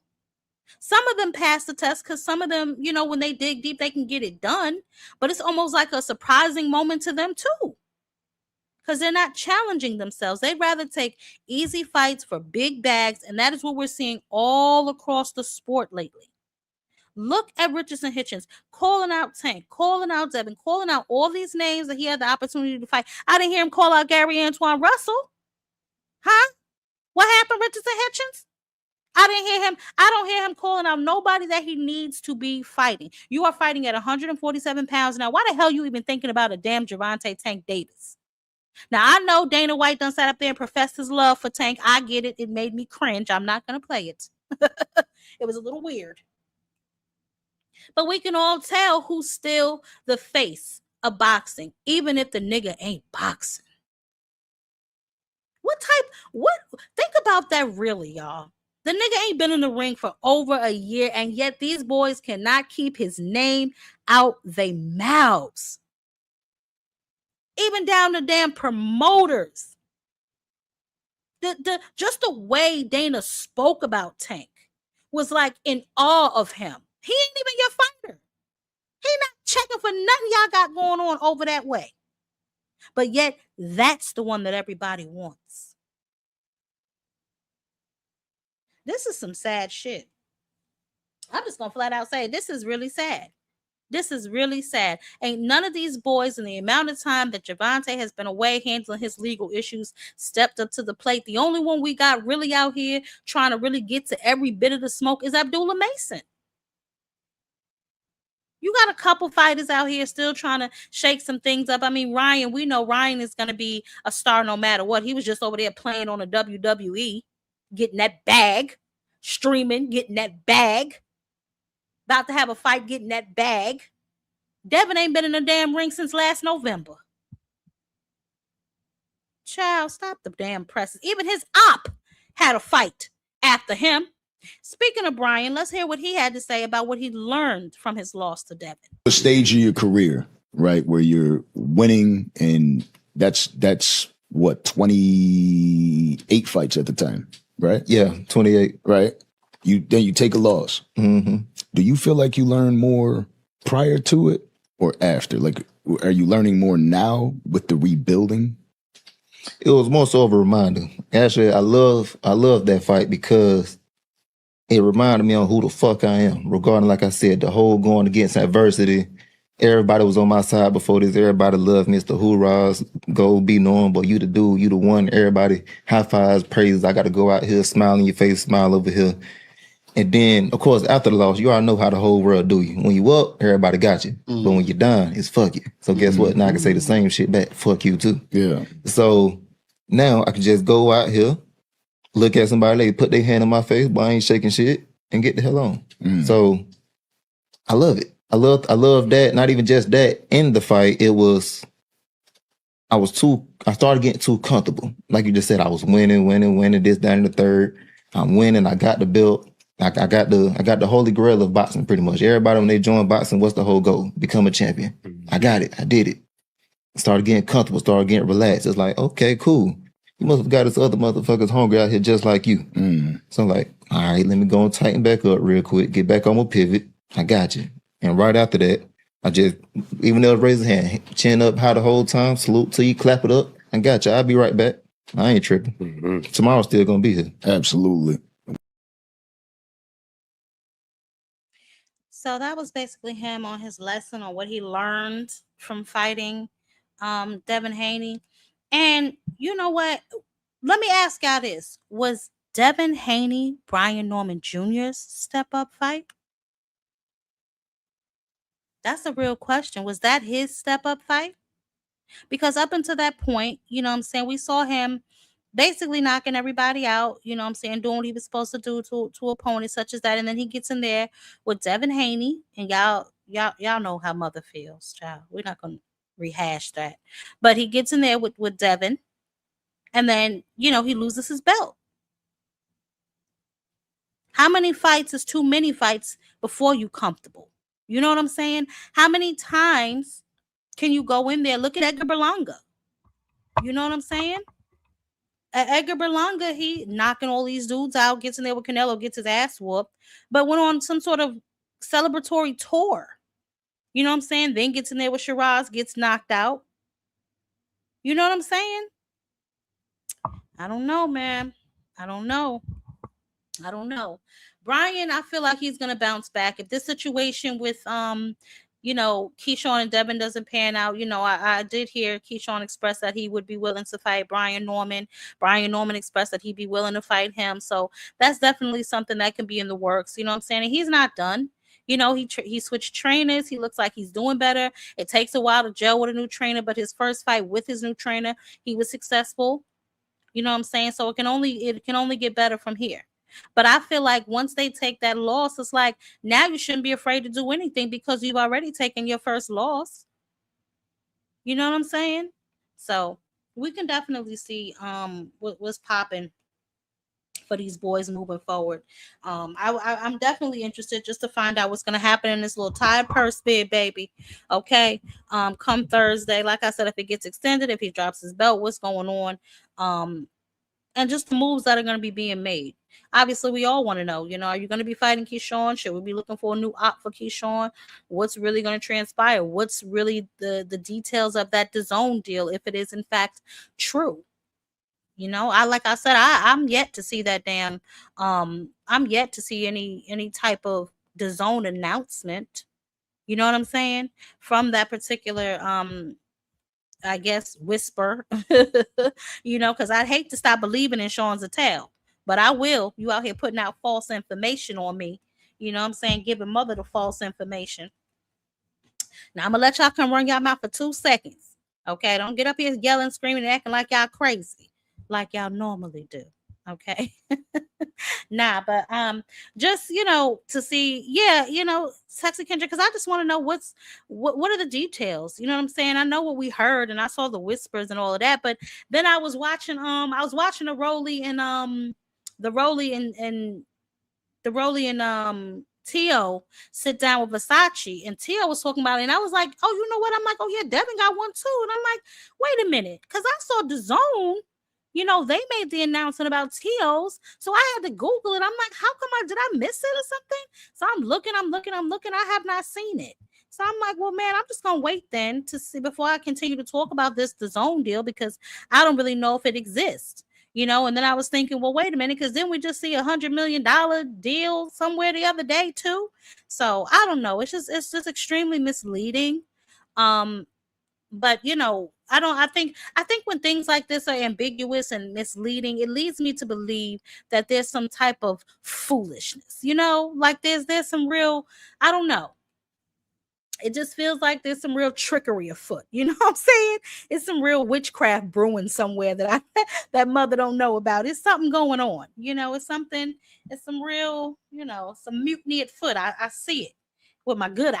You know what I'm saying? So it's very misleading and definitely, you know, disingenuous when all these things are transpiring around the same time, and people are just waiting to see, you know, the next fights. We want to know who Devin's getting in the ring with. You know, by September he will have to satisfy some sort of mandatory if he's going to keep that belt. It'll shit. No, sooner than that. It's been, I'm thinking January. Hell no, he fought in November of last year. You know, so I don't know. He gotta satisfy that mandatory or drop the belt soon. So just anxious to see what he's gonna do. You know what I'm saying? More interested than anything to see which route he's gonna take. But knowing Bill, you know, Bill's a slickster, man. He always got something brewing, I'm sure. I am sure he's got something cooking. Can't keep putting nothing past a Haney. So I'm sure he's figuring out something. I'm sure he's trying to put his son in the best position possible too. You know what I'm saying? That's what any father would do for their child. Any parent really put their son in the best position. But Keyshawn ain't going for all that foolishness. So that's just something that he need to keep in mind. Keyshawn definitely ain't going for all of that nonsense that they got going on over there. So we definitely gonna see how all this plays out, how all this pans out and plays out for them. But I definitely do feel like Dana White just threw Ja Opetaia under the bus. Okay. Backed up and rolled over him again. And said basically that's your problem. Now you see, if I was Ja Opetaia, me personally, I would review that contract to figure out how the hell I can get out of it. Because ain't no way that you put this battery in my back for me to sue them. You probably told him that, yeah, you could fight for this belt. You know, even though now in the beginning, from what I understand, he was told by the IBF that he could, but it was not supposed to be like a title defense or something. He had like a mandatory that I think he went to circumvent. I gotta read that again, but I think he tried to circumvent the mandatory to fight. What was it? Brandon Glanton or something like that. And so the IBF, they returned his sanctioning fee. So that's why I don't think that he's going to win that case either. They returned that sanctioning body fee. So it doesn't really look like he has a leg to stand on when it comes to this death row. You know what, Ron? Okay, listen, them 360 deals will get you every time. He definitely will get you every time for sure. What's up, Thomas? Yeah, so I don't know. I mean, it just seems like Dana White has put these boys in a position. As you can see, he hasn't really mentioned Shakur. Shakur's been kind of quiet as well. I'm wondering if that's because he's over there scrambling for an opponent now, or everyone's waiting on, you know, Devin to see what Devin's going to do, and then probably go from there. But me personally, I mean, it's up to Devin. I wouldn't listen. Shakur over there on Zuffa Island all by himself. He needs to be gearing up for his first fight too. Because he got to defend his belt, don't he? I mean, at 140 a drop him. You can't be holding up divisions, bruh. And you back down there at 135 over there on Zuffa. So we're going to see, man. We're going to see what these guys got going on. We're definitely going to see 720. Yeah, we definitely going to take a minute to see how things progress and how things play out. Because I definitely want to know first of all, what that purse bid looking like, what the end result going to be of that? You know what I'm saying? Oh, speaking of Shakur, I thought this was funny. Scary, ghost, rookie, strong, trash, old, chinny, scary, ghost, rookie. Child, did y'all see that? He called Shakur scary, which is no surprise. And then he called Keyshawn chinny. Y'all see that? Yeah, I saw him say that, but Shakur also was on record saying that he's not fighting Ryo. But what he doesn't understand is over there on the Zuffa umbrella, you don't get to select who you fight. That was another thing. Like, if they're going to go over there and they're going to allow certain fighters to dictate who they fight, and I did see that some of them, weren't they wearing their own outfits and stuff, their little ring walk? I think they had their own outfits on, Berlanga and no, because Richardson Hitchins had on Zuffa trunks. I don't remember if Berlanga. As a matter of fact, I think they all had on the Zuffa trunks, if I'm not mistaken. So that whole you can wear what you want over there. I got to see what Shakur, you know, how he how he's going to work that out. Because again, if they let him go over there and do whatever it is that he wants to do, guess what? That's going to cause issues with the rest of them, because they too are going to want to do whatever it is that they want to do. So this is a very interesting dynamic that they're building over there. I feel like I've said it before. I don't think Dana White has thought this whole process all the way through. The same thing I think about what Turkey did, I think Dana White did. They all signed Shakur in order to what they thought was lure a fight out of Gervonta Davis. But he's paying them dust at the moment. And, you know, he's occupied with other things. So it's like, what are the big fights for Shakur going to be? How is he going to fulfill whatever dollar amount they put on that contract for him to fulfill? How is he going to make that possible? How is he going to do that? Oh, they did Nigerian Nightmare. Okay. I was wondering. I couldn't remember. So they did have their own outfits on. Okay. Oh, okay. So certain fighters get to have their own creative control. Okay. Okay. Certain fighters. See what I said? They start doing that. It's going to be an issue. It's going to be an issue with the rest of those boxers. They had Zuffa on it though, right, Lee? Okay. I have to say, because I could have sworn I saw a big Z on Edgar Berlanga's ass. Wait, matter of fact, I'm bugging. I got the clip. Let me see. I'm about to look at this again because I could have sworn I saw the Z on his butt. Let me see. Oh no. Okay, so I didn't see. No. Oh, it still says Zuffa at the bottom though. Yeah, it says Zuffa at the bottom. So maybe they can change like the color and stuff, but they still got to wear the Zuffa trunks. But you're still wearing that uniform. So basically, you're still wearing the uniform. So, I mean, I don't get it. You still have to wear the uniform. You still have to wear the gloves. So how much creative control? What you got creative control over the color of your Zuffa trunks? Like, okay, big dog. You know what I'm saying? Like, if that's, I mean, listen, if that's what you got going on, then sure. But nah, that ain't what it is. You know, listen, I don't know. Y'all make sure y'all smash the like button. I see anybody click the link tonight, so I'm gonna go ahead and go on up out of here. I think I covered everything I wanted to cover. Yeah, I mainly wanted to touch on the big announcements from MVP and, you know, Matchroom collaborating. This is huge for women's boxing. You know, and like I said, I don't know about this other girl, Design of Zuffa. Right. You know, I mean, go ahead. If that's what makes you happy, do your thug thistle. Okay. You change the colors from black to blue. Okay. Now we bossing up. Like, get out of here. But Nigerian Nightmare, how can that be their own uniform with Zuffa branding? That doesn't make sense, baby. So basically just the color. You still got to punch that clock, right? I don't know, man. Hey, Shell, baby, I'm going to wrap it up. They still an employee. They're just a kiss. Yeah, I mean, listen, it is what it is. These people crazy. I don't know. I just had some concerns. Mother had a few concerns about, you know, just certain things when it came to, you know, how they were going to work that out, because I do know specifically Shakur had mentioned that he was not going to be wearing the uniform, but I'm like, if everybody else got to wear it, you got to wear it, because that's going to cause a rift, you know what I'm saying, when it comes to them. So I don't know, you know what I'm saying. Last hot take, and then I'm gonna move around. I have this 10 jewels, thank you.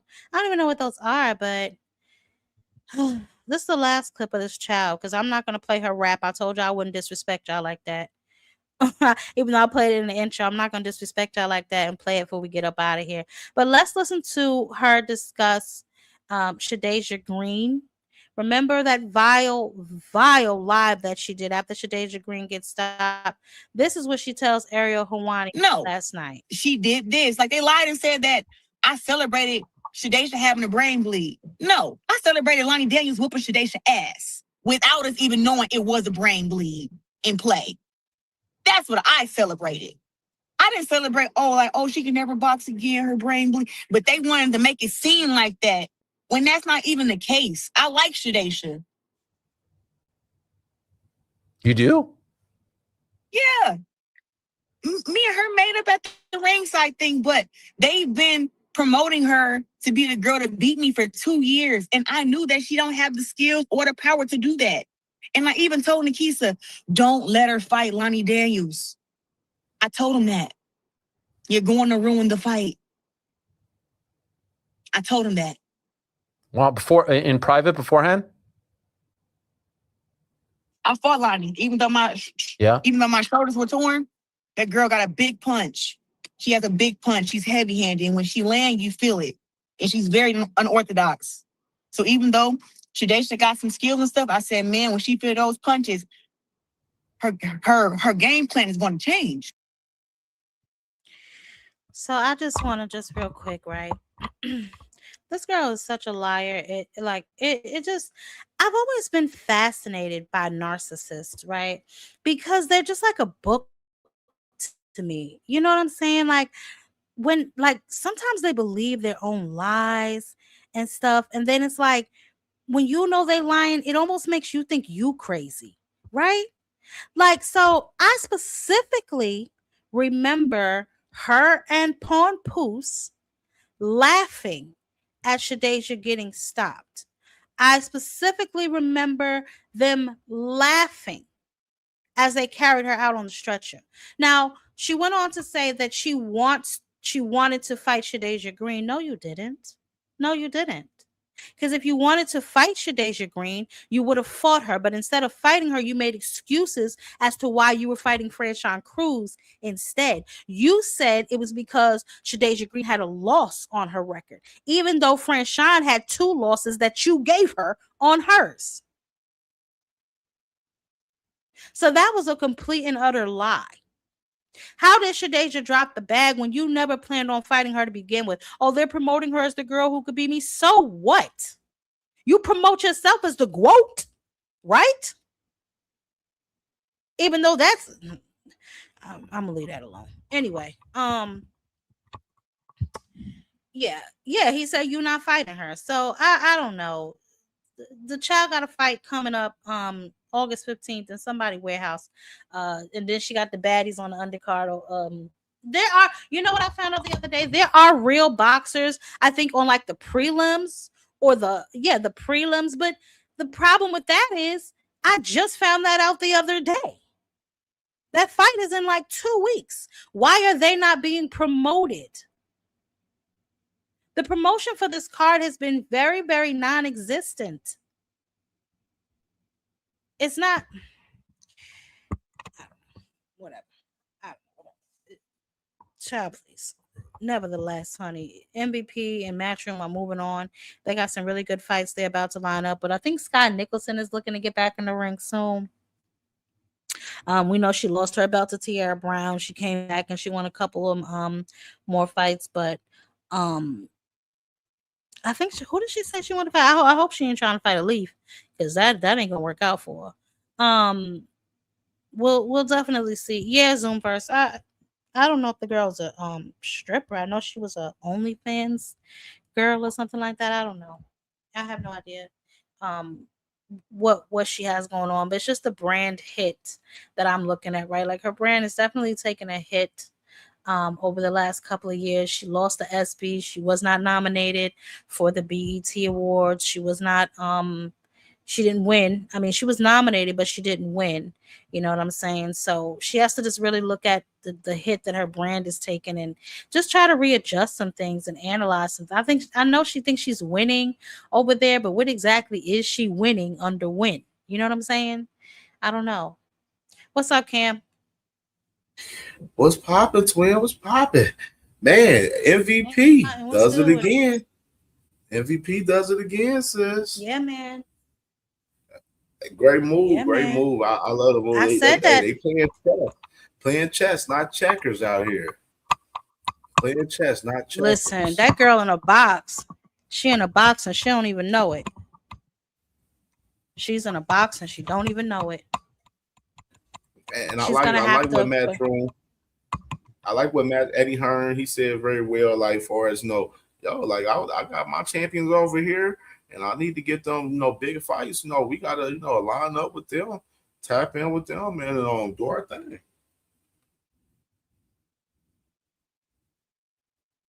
that. I mean, that's the most logical thing to do. That was the smartest thing I heard Eddie say in a while.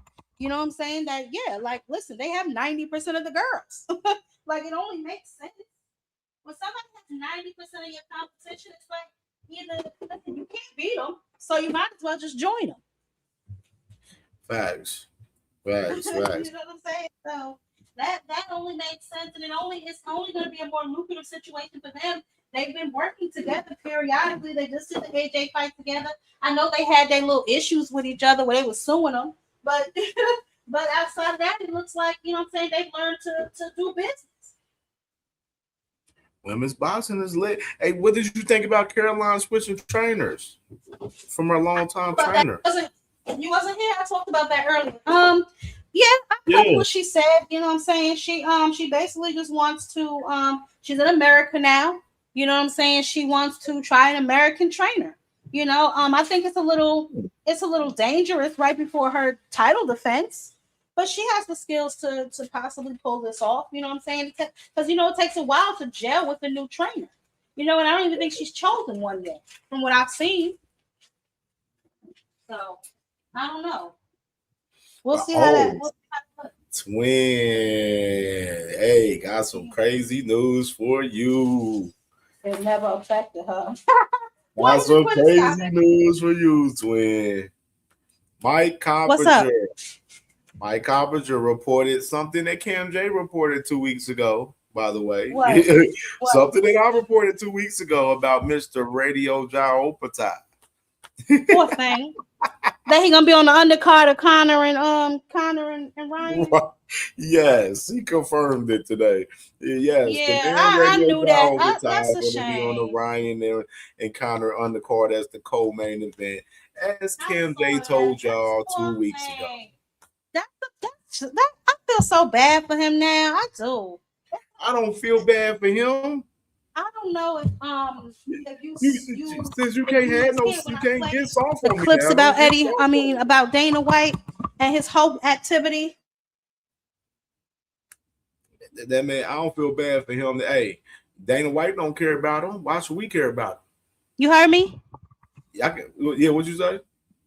I said when I played the clips about Dana White and his whole activity, how he just threw Ja Opatai under the damn bus. Come on, yeah, that's man. what I said, sis. That's what I said. That's what I said. Hey, Dana White don't care for him. Why should we care for him?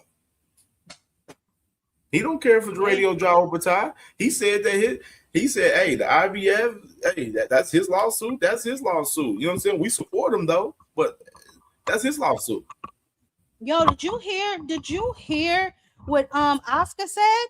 Oscar said he didn't even know about the damn the Fight Fest thing. They didn't even tell him.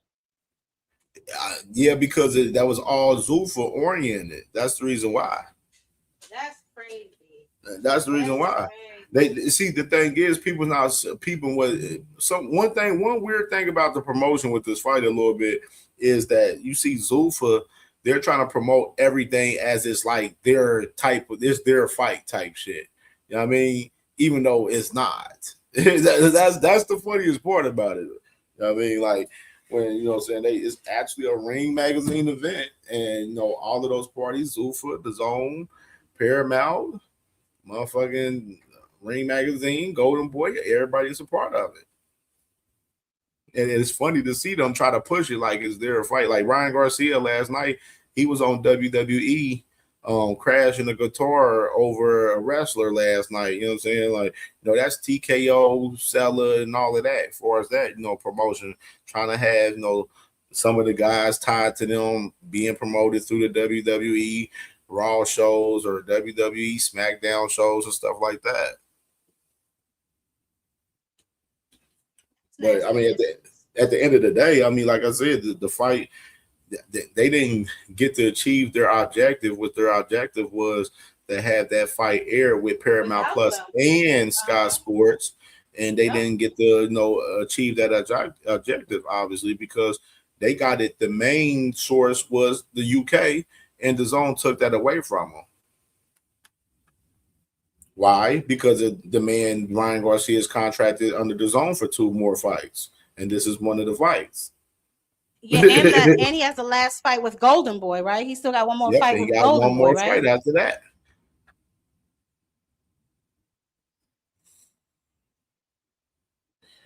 Which is crazy. It's real crazy. Real crazy. And I mean, Dana White, I love his case by case saying that he's talking now. His whole energy and tone and switch and everything recent time and now.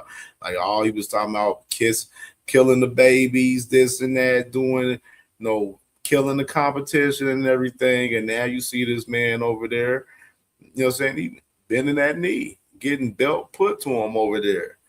And over there talking about everything's a case by case basis. I bet it is a case by case basis. Because y'all guys got to work with the other side to be successful. And for real. Y'all got to get down and lay down with traditional boxing. Just like the man Eddie Hearn and Matchroom got down and lay down for MVP for them cornering out women's boxing. Same exact shit. Zuffa going to have to get down and lay down pretty much soon for as traditional boxing over there on that other side.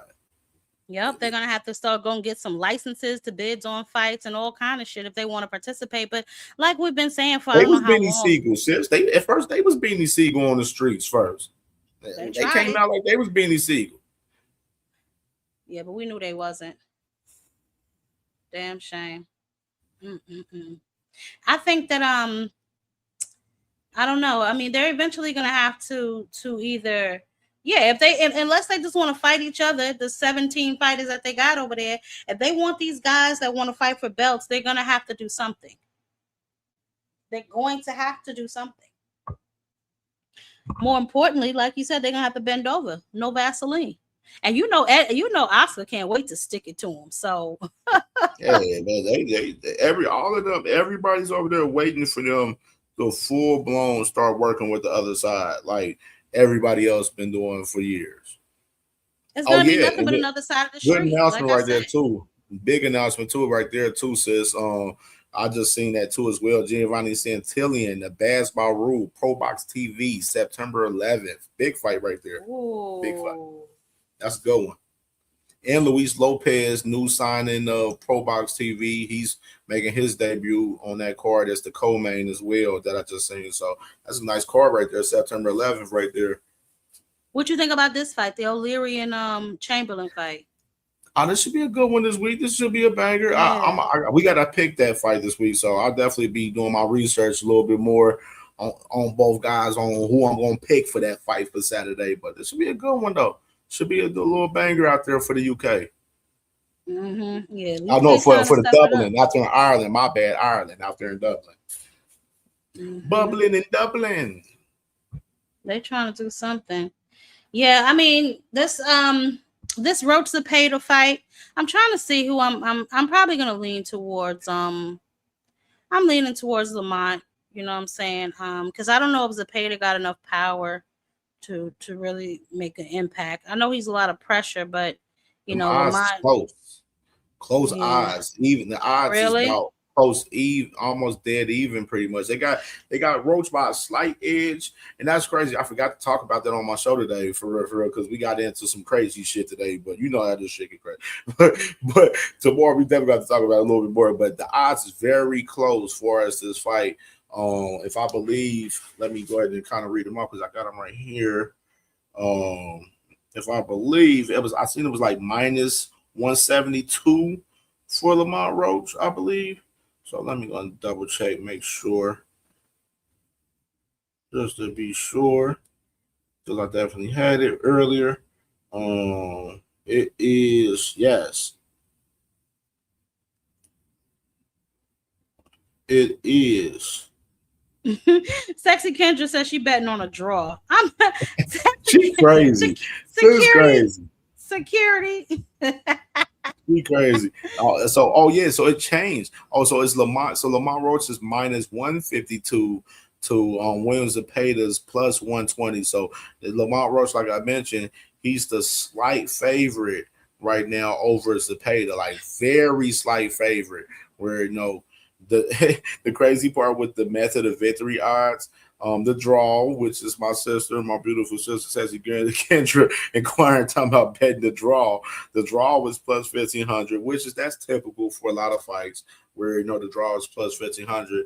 But Williams Zepada for method of victory, points for decision is plus 290, and knockout for Williams Zepada is plus 330, and then you got Lamont Roach. Points or decision for him is plus 115, and then they have Lamont Roach for knockout plus 500 right there. So you looking at the lines is more leaning to either guy for a decision. They don't think this fight is going to be a knockout for either guy in particular, but they lean in. Vegas is pretty much leaning where either guy winning by decision for this fight, pretty much. Okay. Did you see this? Look, I want y'all to see who reported this. And this is how so many narratives get pushed on behalf of the Haneys. Look at this. Can y'all see my screen?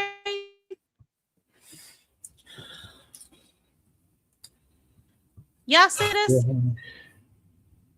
Look at the source. Yeah. We were talking about that. Man. Yeah. Come on, man.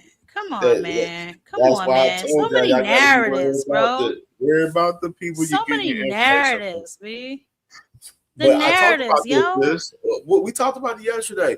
Why is there so much narratives for negotiations for a fight? Like, I know you got the clip with Rolly talking about these fighters protecting AO and Yeah, I just played that. that clip was a profound clip. I might play it every day on my damn show now. For real. These guys that fight at nobody, and it's all these guys. All they do is protect their O, and it's like they box in survival mode just to fight to the next fight, and they do that over and over and over again.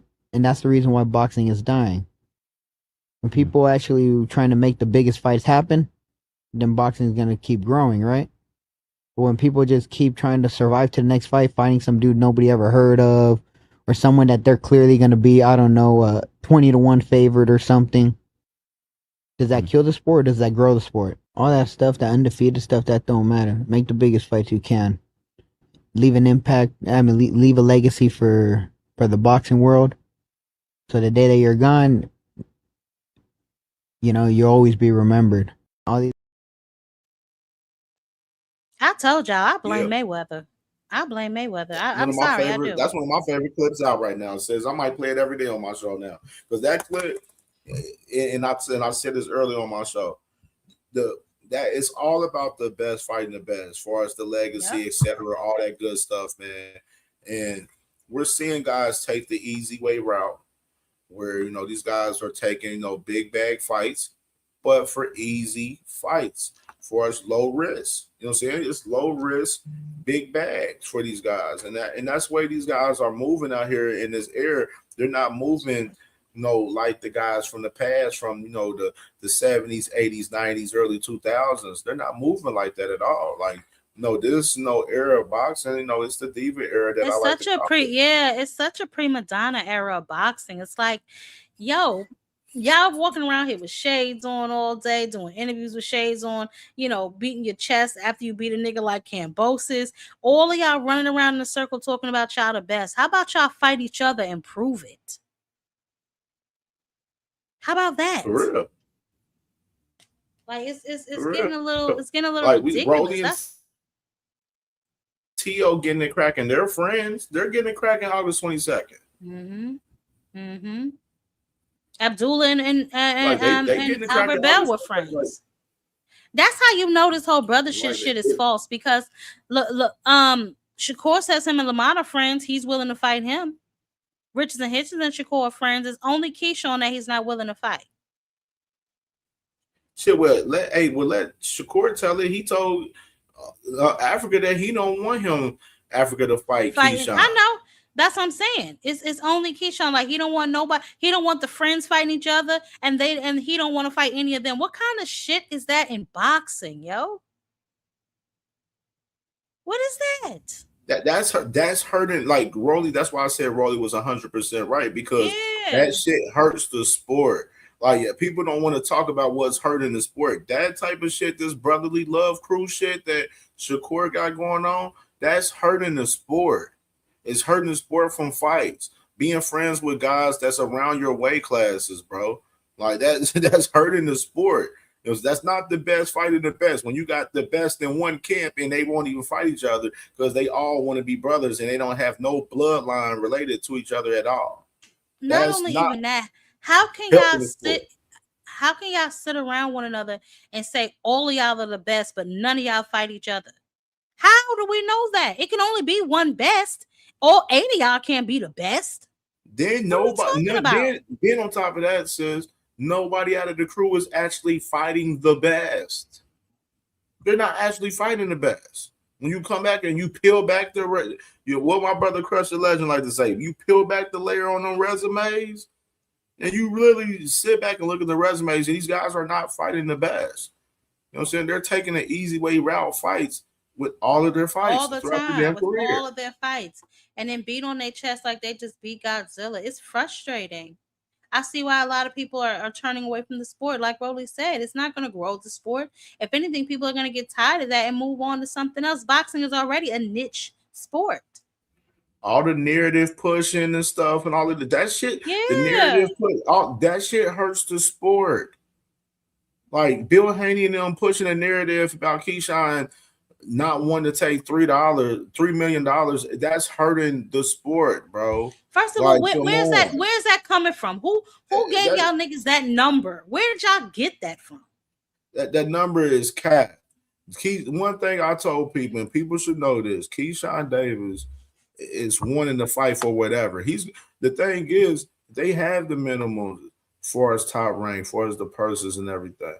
This fight goes to purse bid. Keyshawn's going to take whatever's given to him. I said the question is, Devin, is he willing to take what's given to him if this fight goes to purse bid? And that's what I just asked. I just asked that too. It has to be the $200,000 minimum that got Devin feeling some type of way. We saw this pattern already with the Sandor Martin fight. We see this pattern with the Haneys all the time, yet somehow we keep allowing them to shift the blame. How and why? And then we're gonna truly know about the zone deal, if how this purse bid and how this shit works out too. We don't know about it. People throwing numbers now. Now we seeing they trying to throw. Oh, now he's getting 100 milli onto the zone deal. When you got Rolly and Teofimo Lopez laughing about, they laughed at that shit. Yeah, 100 mils. That tells you that that's not true right there. If people can read the room, they laughed at that shit. I laughed at it. I mean, come on, let's be honest here. Let's be honest. For what? How do you go from purse bid twice to $100 million ink deal? You think promoters don't look at that? You think people, especially if you're over there on the zone, they've done business with you. They know what you're worth. They know how much you bring in. Why would they dare blow that amount of money? they trying to get this fight done before that purse bid hit because the Haneys don't want their true value to get out there. Oh, I know. That's what I said. People's not. That's one thing people's not realizing. As far as the situation, they're not realizing that their value is going to be out there, and then the actual Haney fans, they know it, but they're scared for it to get out there too because they don't want it to get out there to where Top Rank only bid it for the fight $2.5 million like they did with him on Sandor Martin. They don't want that type of information to get out because then once we know their true value, then we get to really sit back and but we've already known it. We've already known their true value. That was already revealed in the Sandor Martin fight. I don't know how many more pieces of this puzzle we need to get before we actually put it together, right? So we've already seen his market value in the Sandor Martin. Fast forward, you did the little fight with Ryan Garcia. You tried to sue Oscar because you feel like you didn't get enough money. Oscar came out and said, y'all don't sell, right? Then Turkey put you on double undercards back to back. Come on, bro. The writing is on the wall. I can read. I mean, I don't understand why people just haven't figured this out yet. They're not who they say they are. And if you're worried about a $200,000 purse bid, okay, DHP, you put up the $200,000 to start the purse bid. Warm it up. Warm the pot up. Sexy Kendra, I'm gonna put you out of here tonight. I said I'm this gonna cut put you back. right She on out. cut back. She She is cut cut back. right on her. She said child support watching the purse bid. I'm crying. I wouldn't be surprised. Listen, who the hell knows? But I know for a fact that it can't be on Keyshawn's side. Keyshawn is backed by a major promoter, right? Top Rank, who works with DAZN, who I thought just signed a multi-fight deal with Devin. So what's the holdup really? Hello? You know what I'm saying? Like, Mm-hmm. come on, man. I mean, It's a lot of, like you said, it's a lot of narratives being pushed. It's a lot of lies being told. We're not even going to say narratives anymore. We're going to say lies being told because that's exactly what they are. I just don't understand it, man. Why put everybody through all of this? You either going to drop that belt or you're going to take what's offered to you. We know that you're an employee and not really a boss. We already know that. Come on, man. Y'all fight for guarantees. Y'all don't bet on yourself. That's been proven over and over and over again. I just don't understand it, man. Yeah, that's what I said. They gonna see come Thursday. We're gonna see. We're gonna see. If you know what I'm saying, and I see that they only gave them 3 days, 4 days. So they're not really interested in playing these silly little games with the Haneys. You know what I'm saying? So it's like, yo, should have get off the pot.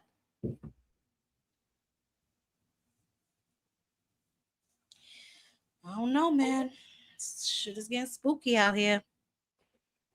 It's getting real spooky. But Keyshawn has options. You know what I'm saying? If Devin decides to go in a different direction, he can also choose to fight Brian Norman Jr. or, you know, I'm sure they'll figure out something for him. You know, but what is Devin gonna do? That's the thing. If I know if Keyshawn does happen to fight Devin Haney in this fight, I know I seen my guy, man, Tiger Johnson and Brian Norman Jr. going back and forth. Hey, Top Rank, man, lock that in. Lock that in. Lock it in. Lock it in. I love to see that scrap, man. Tiger Johnson and the man Brian Norman Jr. I love to see that one. Yeah, that would be a good fight. And Tiger Johnson, he been wanting his shot for a minute now anyway. At one of these names, you know what I'm saying? Yeah, I mean, So he we needs shall one of see. those names to push him in contention for one of those title shots for real. So, I mean, knocking off of Brian Norman Jr. would be a good way to get put in that position. Yep, put in them conversations for bigger bags. Yeah. Yep. We're gonna see though. We're gonna see. That would definitely be an interesting fight. Somebody said, what? Who Big Dre? You see Big Dre comment? It's about GTD. Child, please. Bro, come on, y'all. GTD is not going to be bidding for this fight, y'all. The PBC, they won't be bidding. It's going anybody from the zone. PBC is about money. It'll be top rank. Yeah, it'll be top rank. It'll be top rank. PBC is not interested in this fight. Guys, pay attention to what we just saw. You saw Devin just shit all over the Rolly fight. What makes y'all think the PBC would bid on this fight? They ain't interested in no damn Devin. He ain't fighting one of their fights. They ain't got no dog in this race. Like, you know what I'm saying? So now, the only party that benefits from bidding on this fight, as far as the zone, is Top Rank. They're the only party that benefits from. And I'm sure they're gonna make a respectable bid. Part of the zone to interfere with that bid. Yeah. And I'm sure they'll make a respectable bid. You know what I'm saying? But let's see. I mean, if DHP is gonna bid, Keyshawn already told him they ain't putting up no money. So why is he talking to them? Stay out his DM. That's what the boy told him. You know, so we'll see. I heard Ryan Garcia did 6 million tickets first day they had them tickets out. Oh yeah. Yep. Yeah, Ryan did good. Ryan's a star though, so that's not surprising. Ryan's a star. You know what I'm saying? Ryan is a star, so you know. Oh man, Lamont Roach got an interview with fight. I still gotta watch Big Drake's interview. My bad, Big Drake. I gotta watch his interview today. I see he got another interview with Fight Hub over there talking about Tank. They over there talking about Tank. Yeah, they over there talking about Tank. It's ridiculous. Why do y'all do this? Continue. I don't know. To promote y'all fights. Because like I said, how is this man the face of boxing and ain't boxing over a year? Y'all niggas is down bad in this boxing game, man. They down bad, yo. The man ain't boxing over a year and some change, and y'all still can't keep his out y'all mouth. You understand? Like it's wild work to me. It's wild work. Nobody's stepping up to the plate. Everybody's still running around here doing the same old basic nonsense. I know some of y'all were impressed by Richardson Hitchins Sunday night, but mother was not. I told y'all I was not impressed by Richardson Hitchins. And then he go up there and call out Javon, like, yo, you are at 147. Javante is at 135. Why is this man's name even coming out your mouth? It's pathetic. It is absolutely pathetic. What's up, Big Dre? I didn't say nothing about PBC bidding on the fight. I said GTD bidding on the fight. And he going to do that, put him as a co-main on September the 11th and make Devin fight on the third fight from the top. On that GTD logo. Yeah, I can't see why he would do that. Just to be petty. Yeah, Just I to be doubt petty. Tank is. I don't think Tank is interested in anything Devin got going on. I mean, the boys will be investing in them boys. Hey, Bill, let Nose Candy Billy tell it. He said Sean Haney got the $200K. Let him pay for it. Okay, put it down. Yeah, Put it down on your big up. brother. Yeah, they're not putting up that money, man. This is my thing, though, right? Like, for y'all to be a promotion company, what the hell do y'all promote? What do y'all come out y'all pocket with? I'm going to tell you what they coming out their pocket with. See, because how does my man say? I dig deeper, still coming up with lint. That's crazy. That's nasty. Yeah, you know, he out there buying cars and jewelry. You know, he dig into his pocket. All his money is spent. He dig deeper and still coming up with lint. Oh my goodness, shell company. Yeah, like come on, man. Come on, man. But Come listen, on, it's a tax write-off. It's a way to get paid twice for the same fight. But you see, they ain't putting up no money. So the promotion company ain't getting paid for the fight. Only the fighter's getting paid for the fight. And or they paying the promoter instead of the fighter, you know.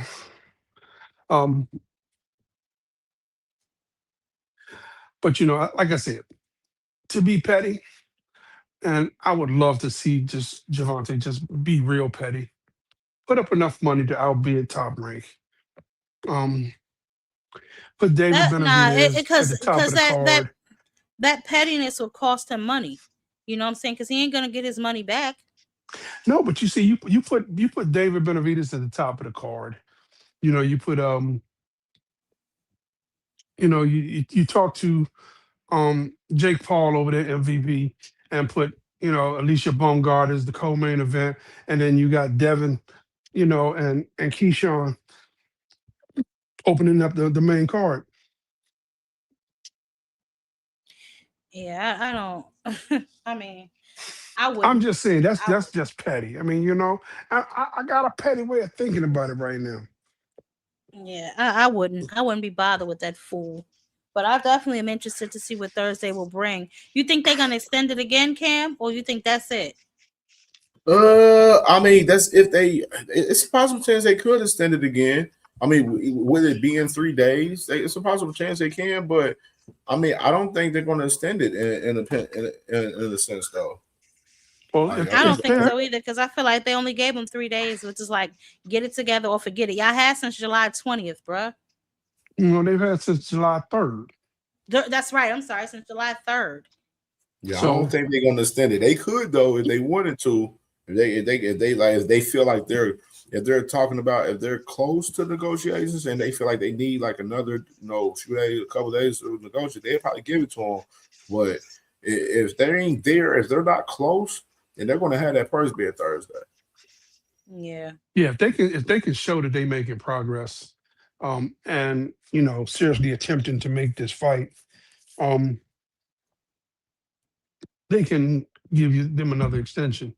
But if they aren't showing if they can't show that they've been making progress over the last few days, the purse bid can move along as scheduled, and some little promoter out of Iceland can do the Sandor Martin thing, um, and be the only one to bid on the fight. Man, So it's getting spooky out here. It's definitely getting spooky out here for some things that's going on. But some local promoter out of Keyshawn's from Norfolk, yeah, some local promoter out of Norfolk or out of the DMV area, Davis Promotions or Jetta Promotions put up to 200,000 just so they can say they got that big fight on their card. Put them in the live hotel and casino.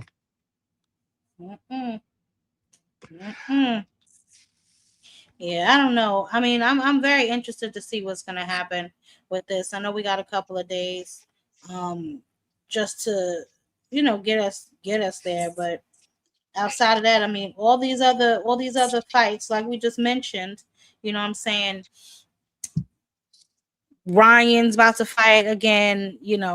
Brian Norman done fought again. Everybody's making a second round. Devin still ain't left the damn yard yet since he won that damn belt. Well, he's turned down what 3 fights. Yeah. It's Devin against the world. He think he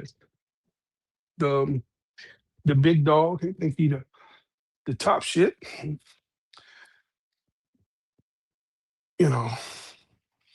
Again, that's why I'm thinking. Hell, let GTD throw a couple dollars in there so he can put his logo on the apron. Devin fights is the co-main. You got to come out there and stand on top of that GTD logo. That would be real petty. I just love the pettiness of it. Oh God, yeah, man. I just don't know. Me personally, obviously we need to wait and see what happens, but I feel like we're missing. It's something that's obviously not being said, but Keyshawn basically said it like, yo, like, why are you emailing me and texting me all the, you know what I'm saying? Like, why are you all in my He's a DMs? fighter. Why are you in my DMs? I'm a fighter. Why are you not? You know what I'm saying? Like, we'll see. We'll see how it progresses, but. So, brother, what did you think about I laughed Clarissa's when he called him a freestyle? little girl. You all in my DMs like you some little girl. Carissa freestyle, man. Yeah, I done seen it went viral out here, man. That girl can't rap. I told you she need to get that shit up. Nobody want to hear that woman rap. Like that girl. That's exactly what that was. For real. She wasn't even rhyme. She wasn't even rhyming half of the time. She didn't have a actual flow, or because it was nasty. I was like, oh man, I could only listen to it that once. I was like, oh man, I'm not playing this on my damn show. I'm not playing this on my show. She hurting the brand with that shit. Whatever that brand is at this point. I mean, because if we're being honest, she got to really look around and read a room. You are losing, girl, and you are losing badly. MVP and now Matchroom, you know what I'm saying? Yes, they may air your fights on the zone, but What if they don't allow you access to any of their fighters? Now, her going down to a smaller weight class may be beneficial if she can actually make the 160 and stay disciplined. Maybe she'll get some bigger fights, but she says she's more comfortable at 175, which means she doesn't really want to eat correctly, even when she's not boxing. You know what I'm saying? She wants to take the lazy route. So it's like, I just don't get it. I just don't get it. You know, when you in that position, and you know, she's made all this money, she's collected all these belts, and she thinks she's the greatest thing since sliced bread. You know, her head is bigger than, you know, that 18 by 18 ring that she wants to fight in. Maybe, you know, somebody needs to take her down a notch. The problem is, you know, she got, you know, Papoose propping up her music career, which needs, you No, know, it's not. No, it's with two, not. Ain't no way in hell. See, this is what I'm talking about. Ain't no way in hell, you know, and I don't even want to get all up into this because we're a boxing channel, but ain't no way in hell you said you wrote Remy raps and then you got Clarissa sounding like this. Ain't no way. It's just no way possible. It's impossible. yeah, I guess you got a point there. That's impossible. You know, It's impossible. It's absolutely impossible. No way. No, I'm not buying it. I didn't say he wrote the raps. She wrote the raps. No, you know. I'm just saying. He just From what providing he the said. studio time, and you know, But and this deal with MVP and Matchroom, this is huge for women's boxing. Like I said earlier, this is the second major turn in women's boxing that you had absolutely nothing to do with it. Absolutely nothing. As the GOAT, you have absolutely nothing to do with it. That's not only bad, did she man. have nothing to do with it, she can't even attend the MVP event. I mean, not even as an announcer. You know, you are barred from attending, from being in the building on any MVP event. So you can't even put on your, you know, commentator glasses and, you know, get dressed up, Commentate you her know, ass on and that damn couch. I want to hear nothing she got going on. Nothing at all. What did y'all think though about Nikolai Walsh? What he said on Ariel Hawani about the steps that they're making to kind of strengthen the Ali Act, the Ali Revival Act, so that it helps the boxers more than anything. well, I'm glad to see that he's using his grandfather's name to help push it, and being as active as he is. Um, he's articulate, he's knowledgeable, and he sounds like he got, you know, a business head on his shoulders.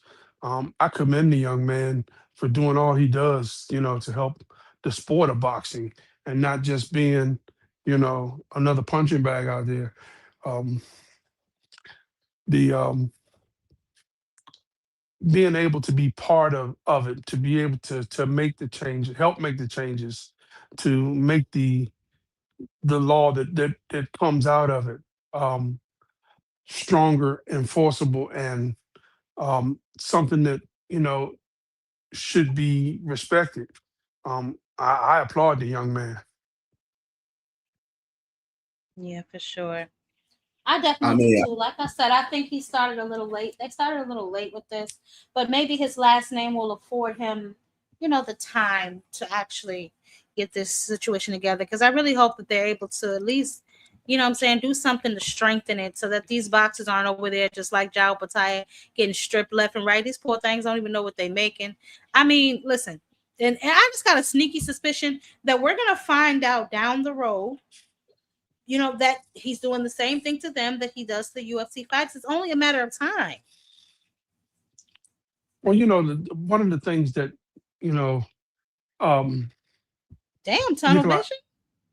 Ali Walsh was saying was one of the sticking points was the name, image, and likeness. You know, where the company owns your name, image, and likeness means if they sell T-shirts with your face on them, they make the money. You don't get a dime. You know, you can't do that. You can't go out there and charge for photographs and do autograph sessions because they own your name, your image, and your likeness. Or if you do, they get a cut. You know, um, everything commercial. I mean, they've taken the swag out of boxers.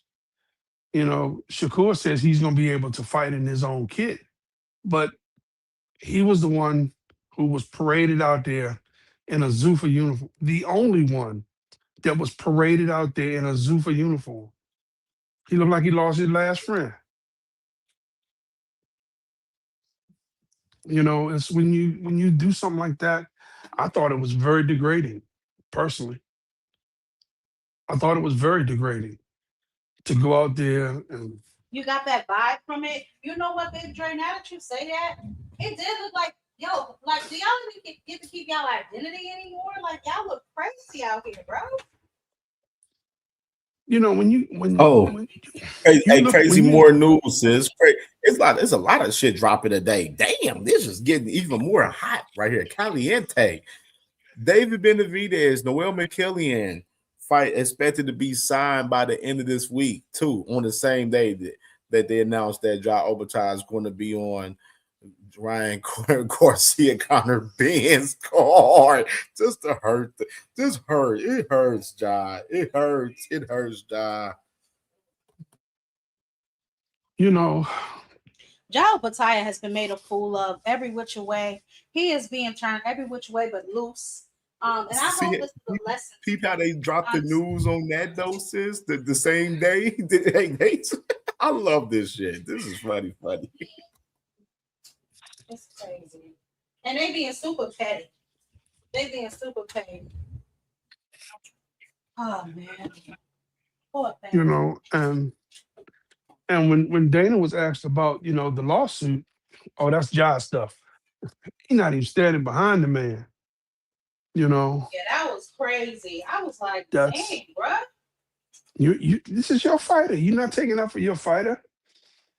You said you thought they did him wrong, but you're not standing behind him. And he the one that put the battery in his back to make him sue. I bet you. I guarantee that. Yo. He's the one that put the battery in his back. You heard him. Lawsuits. I see lawsuits coming. Yeah, he of course Dana see lawsuits coming. He's being sued like twice a month. You know, it's every other Friday. You know, somebody dropping a thing on his desk. You know, I said that. Like, bruh, this is the man y'all trust. The man that's been sued more times than I don't know what. Antitrust lawsuit here, this lawsuit there. Like, this is the man y'all trust. Come on, man, with y'all career. And Eddie Hearn said it best, in my opinion. He said, I don't know what he's telling these guys to come over there, but you think you can wear your own uniform? You think you're gonna be able to pull some shots over there? Good luck. you know, you go out there and you wear, you know, you got a choice. You can wear the black, the red, the white, or the blue, and it's gonna be plain. It's not gonna have your name on it. Hey, twin, I know you like that Berlanga had that chrome heart Zuffa on them trunks right there. Yo, we was just talking about that. I was trying to remember if he had Zuffa. How the these niggas? You okay? So basically, you can bedazzle your uniform. That's basically it. You can bedazzle your uniform. Is that what I'm getting out of this? I don't think you can so. bedazzle it. So, I think he got fined for it. You can bedazzle your uniform, okay? Like, get the hell out of here, bro. You still wearing a Zuffa uniform. This is nasty business, yo. Says Zuffa chrome heart. You know, you're so damn silly. Oh, they know I'm gonna have a ball with that. I ain't even really get to get in that today a lot, for real. I'm gonna have to spin the block on that tomorrow. Jesus Christ, yo. This nigga bedazzled his uniform, and that's what they think is popping out here. These boys. These boys. So what we You thinking? can't get What we thinking is sponsorships. really next for Shakur? What we thinking is really next to him? El Rayo?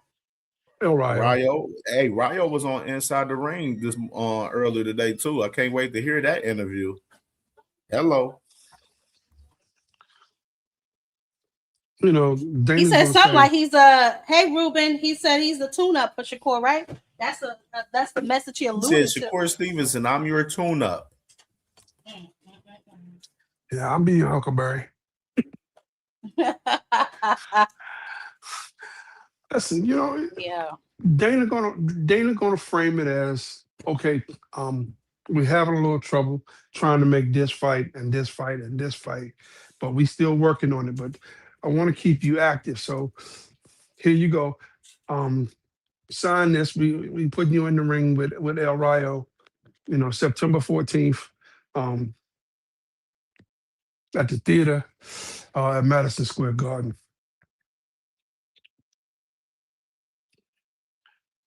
You know, Y'all ever notice that Shakur? Hold on, let me ask the question. Y'all ever notice that Shakur is in control of his career when it's a fighter across from him that he don't see a threat? But when he's not sure or he don't want to fight somebody, then it's nobody ever told him about that. Y'all ever notice that? Did y'all notice that? Because he did the same shit with Albert Bell. Yeah. He's done the same shit.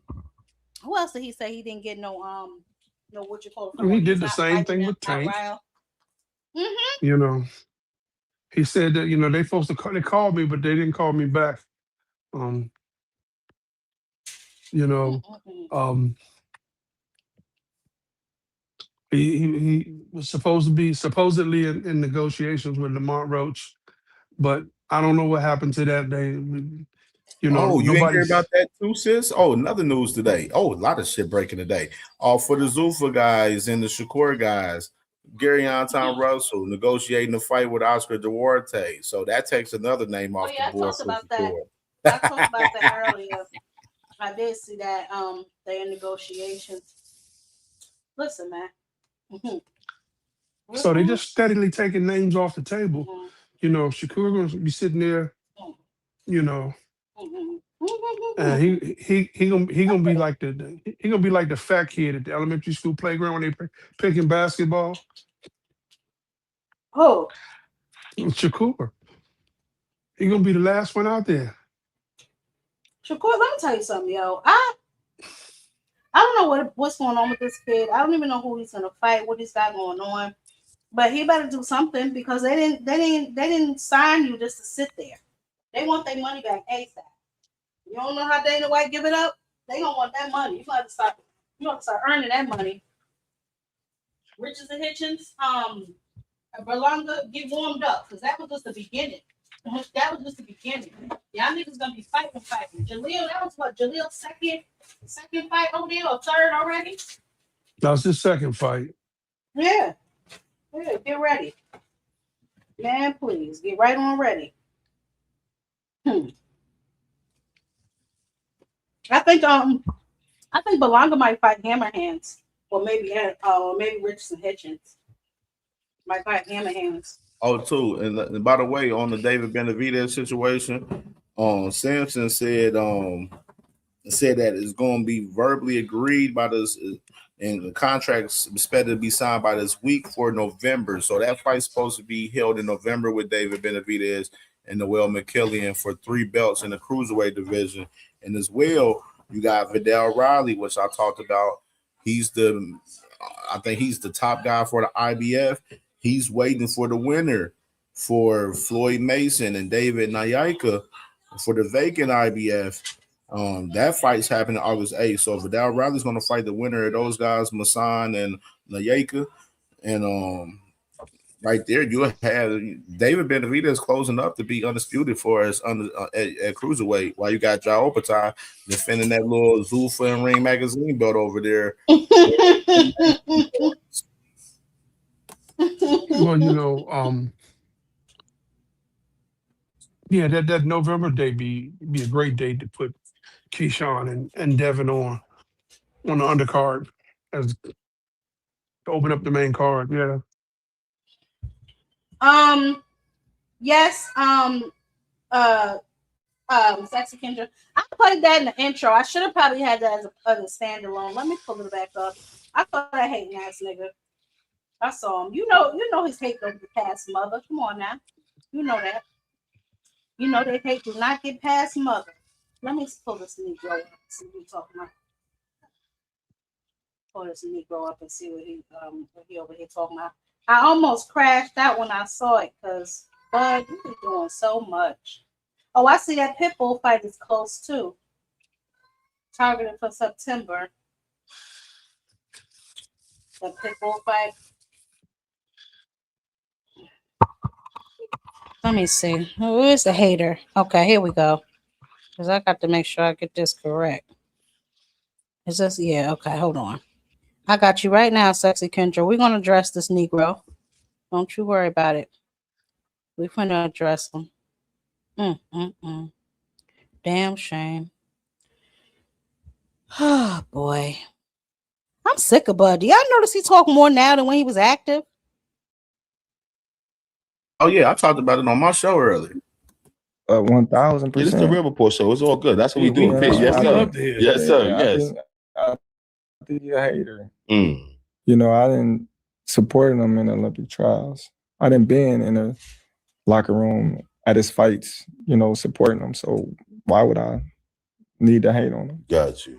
You know, like I said, I want to see him win. I want to see him go far as he can. I feel like, you know, Boots, a whole motion is built off of Terrence Crawford. He should thank me, to be honest, you know, because if there was no Terrence Crawford at this pinnacle, who would they be talking about? Who would they be comparing him with?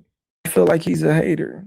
Okay. If I'm gonna be a 1000%. It's the Real Report Show. It's all good. That's what we do. Yes, sir. Yes, sir. Yes. I think you're a hater. You know, I didn't support him in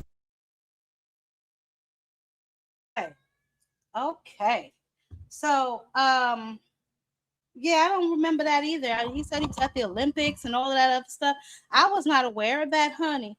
But he has been extremely vocal about Jaron Ennis for a while now. It's almost creepy. Like every interview you do, you're talking about Boots. So what are you talking about? If there was no Bud Crawford, who would they compare? Like, what are you? Listen. Oh my God! You had the opportunity to fight this man at 147, but you dropped your IBF belt. Can we just leave it at that? Now I get what he's saying though. When Boots did $1 million worth of game, he did call Bud easy work. That was slightly disrespectful. You know what I'm saying? But I mean, listen. Was it disrespectful slightly or was it confidence? Nah, that was disrespectful. Bud ain't easy work for nobody. I don't even like the nigga, but I know that's false. You know what I'm saying? That was a little disrespectful, but I mean, it's actually warranted. The amount of time that Bud spends hating on the nigga is warranted. You know what I'm saying? And probably if he do feel that way, then that's how he feel. But I don't know. I don't know if I'd agree with that, but shit, that's how we feel. And we'll never get to know it because you dropped your belt so you wouldn't have to fight it. So, I mean, what you want the nigga to say? He's scared of you? Like, I don't understand what you really thought about what you really expected Boots to say in that moment. You know what I'm saying? What fighter admits some shit like that, even if that is how they feel? What fighter does that? You know what I'm saying? He probably do feel like he better than you. Okay, and he wanted to fight you for your belt. Nobody told you to drop it. You dropped it. Well, y'all didn't have the proper paperwork or whatever the hell excuse Bo Mac made at the time.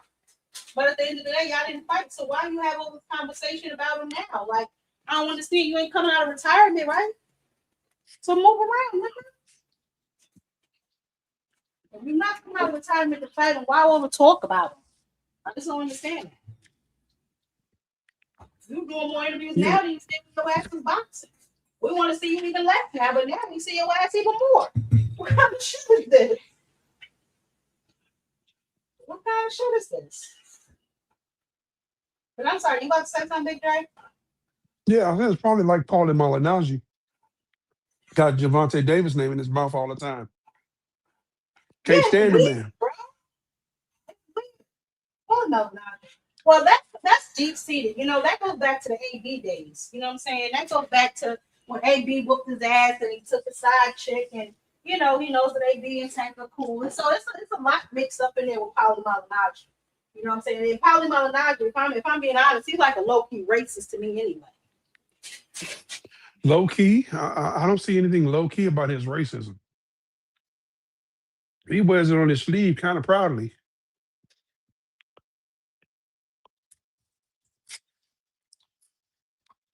I'm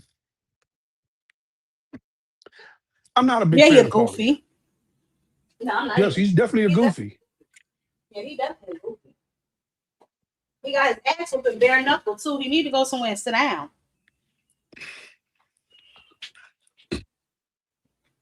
Yeah, they've been going back and forth, Ty. So I'm not saying that, but I am gonna stand on what I just said. To call Booth, I mean, we have to just be honest. Like I said, his resume don't reflect it, but Bud can fight. So calling him easy work is crazy. That's craziness. I don't give a damn what was said before or after. It's crazy.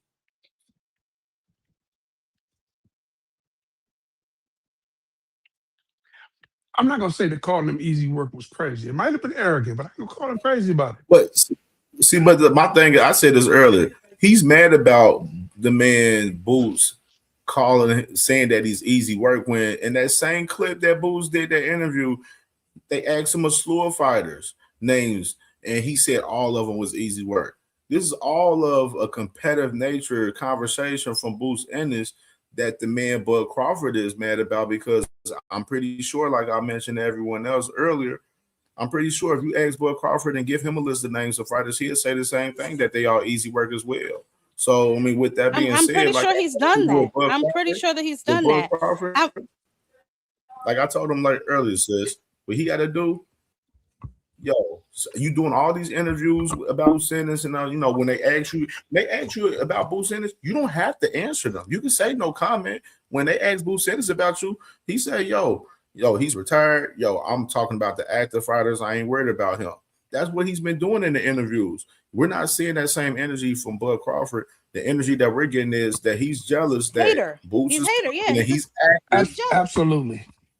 And the man, you know, like I said, it's either put up or shut up. If you ain't coming back to fight Boots, then shut the fuck up. Bud Crawford, it's that simple.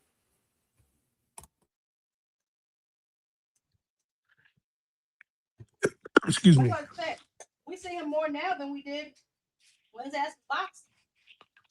It's like we hear your voice more now than when you were boxing. You know what I'm saying? So I don't know, man. I don't know. But they do ask them about each other. I will say that. And they both could say no comment. But there's a little bit of bad blood there.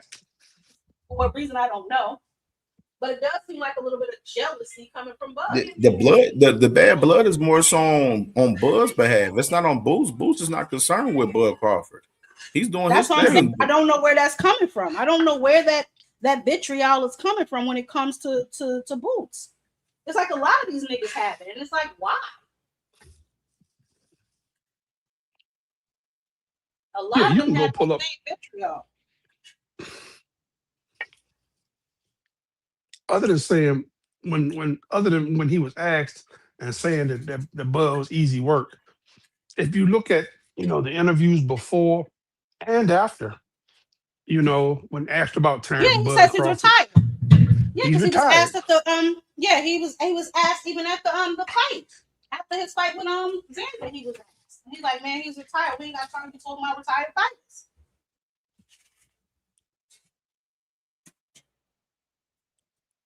Mm-hmm. So if his ass retired, he need to stay retired. And if you are coming back, it better be against Boots Ennis. That's all I know. Because if it's against a Canelo or somebody else, everybody I gonna thought I saw that spit the on. other day. I thought I saw that the other day though, that he was coming back for the rematch with Canelo. No, I don't know. For what? Mm-hmm. Mm-hmm. But no, like you said, He does need to stop hating.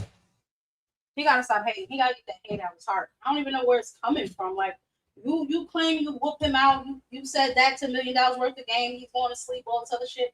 Then why are you paying a nigga that you put to sleep any mind? That's because you're not sure. You know what I'm saying? That you put him to sleep. You ain't sure like that. You know what I'm saying? You see a lot of similarities. But he was saying something in that interview too. Like he's faster. He's more something. I was like, I don't really know about that. I don't know if you faster, if you hit harder. I don't really know about that. We ain't really touched those skills up in there like that. And that goes back to his resume.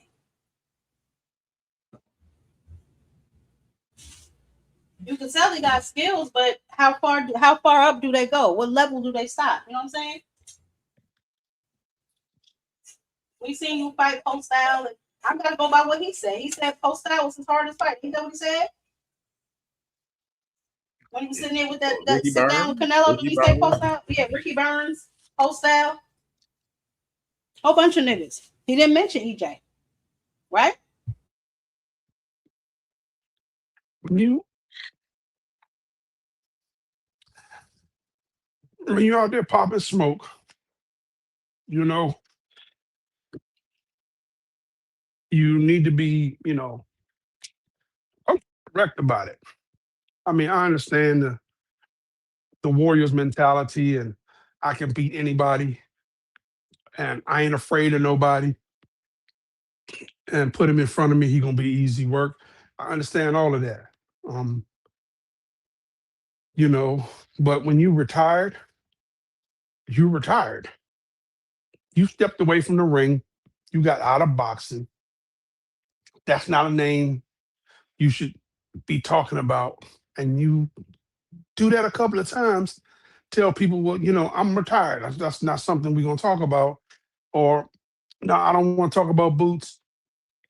Or go into the interview and tell the people, hey, listen, we talk about anything you want except Boots. Yeah, I feel like he should be more in his like what you call that era, more in his like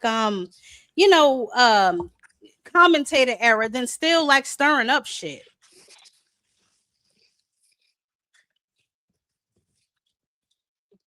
Because as a commentator, fine, talk all you want. But talk about the current fight. Talk about what's going on in the ring. What's up, y'all? What's going on? What's going on, baby? What's up? What up, Jab? Jab, hook. What's up? I'm steady talking, got the shit on mute again. What's up, B More? Hey, look, you know what? It occurred to me what the problem is with Bud. He wanted Boots to be that come and pay homage to me type nigga. You know what I mean? He wanted to be like the senior to Boots Jr. You know what I mean? He wanted Boots to be like his little gopher boy. Basically, go out here and say, oh, Bud was my idol growing up. I like watching Bud. Boots had his own brothers he looked at fighting. His idol was Boy Jones, a true pound for pound great. A true pound for pound great. Boy cleaned out his whole division before he went on and started making his moves after he lost to Antonio Tarver, of all people. Oh man, that shit hurt. That was like a punch to the gut. But suffice to say, that's what it seemed like it is. He wanted him to be like his little bro. Nah, he already got brothers. Don't it seem like it's a common theme between Bud and Shakur that they want people to be like their little brothers? You know what I mean? You You cooking on something right there, be more, because that's exactly what Shakur did to Keyshawn. He acting like he doing it to Africa. That whole little buddy, he done already got Ray Ford knocked off. You notice that they don't talk about Ray Ford no more. They don't even talk to Ray Ford no more. Damn shame. Nope. They don't kick them out the brotherhood. because he couldn't Ray get the Ray. job done. Yeah, little Ray Ray. Poor little Ray Ray. He out there now getting ready to have a sign on his back saying, "We'll box for food soon." But he ain't get him over at Zuffa yet. He said, "Little Ray Ray, I'll get you over. Go ahead and get him over to Zuffa." So then, I bet you he'll fight Ray Ray then. So he can get one of those $5 million checks, as they're reported to be saying by fanboys. You know what I mean? That's what I think it is. That's what it is. That's That's what it another looked like it thing. is to me. They're very ambiguous with those numbers too. Oh yeah. Oh yeah. Oh, we can't believe Tate make that much money. Oh, that's what we gonna do. Every time we get a check or we get a payday, we gonna say it's something millions, and it's coming from Turkey. From it's coming from Saudi Arabia. Yeah, they rich in oil. Man, please, man, these cats out here is funny. They on their knees, boy, for that dude. On their knees. He even made Shakur bend the knee. He was like, "What did you say? You don't disrespect me. You don't disrespect my culture. You don't respect us. We are not tower heads." Next thing you know, I'm not paying you. Shakur was over there so quick on his knees. It's the truth. He was over there quick on his knees. "I'd like to apologize to Turkey. Oh, Turkey. Turkey, oh my Turkey." Man, come on. These cats are fucking funny. They some funny cats. And their fan base is the same way. Seriously. I believe all of them are delusional.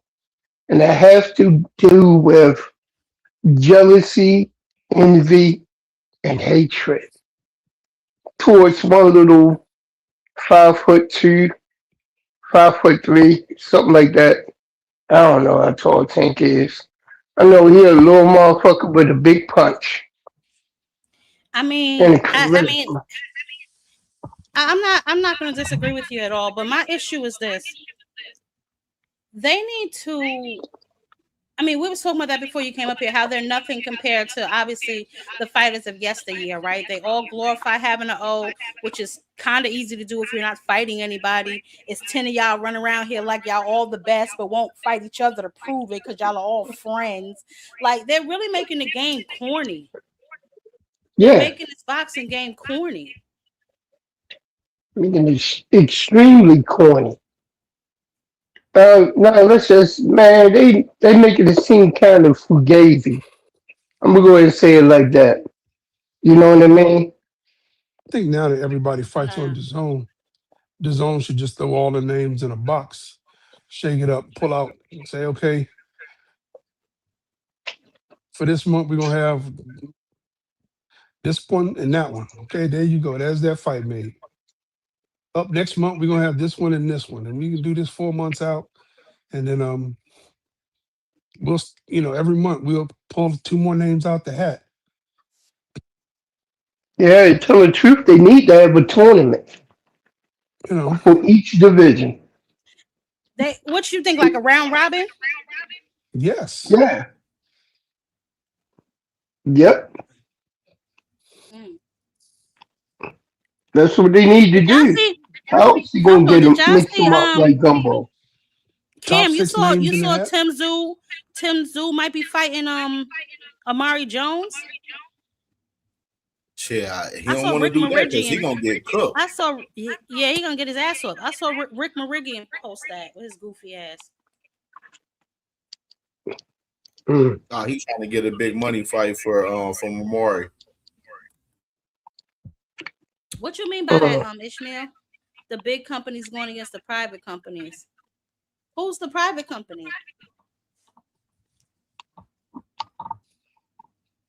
Ain't no more private companies. Who's the private company? DHP? I can't wait to this purse bid, y'all. I'm so serious. I cannot wait to this damn purse bid. You said DHP. I really want to see it. Jab Queen got the DVR ready.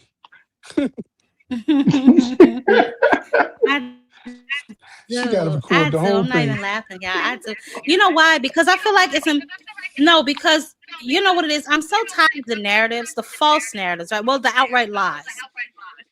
It's getting a little bit redundant, and it's like, how many times you gonna run this play? Like, we see it coming a mile away. Yeah, that's for sure. You know, it seems like it's the same. Well, maybe things are really about to change. You know what I mean? You got everybody under one hat.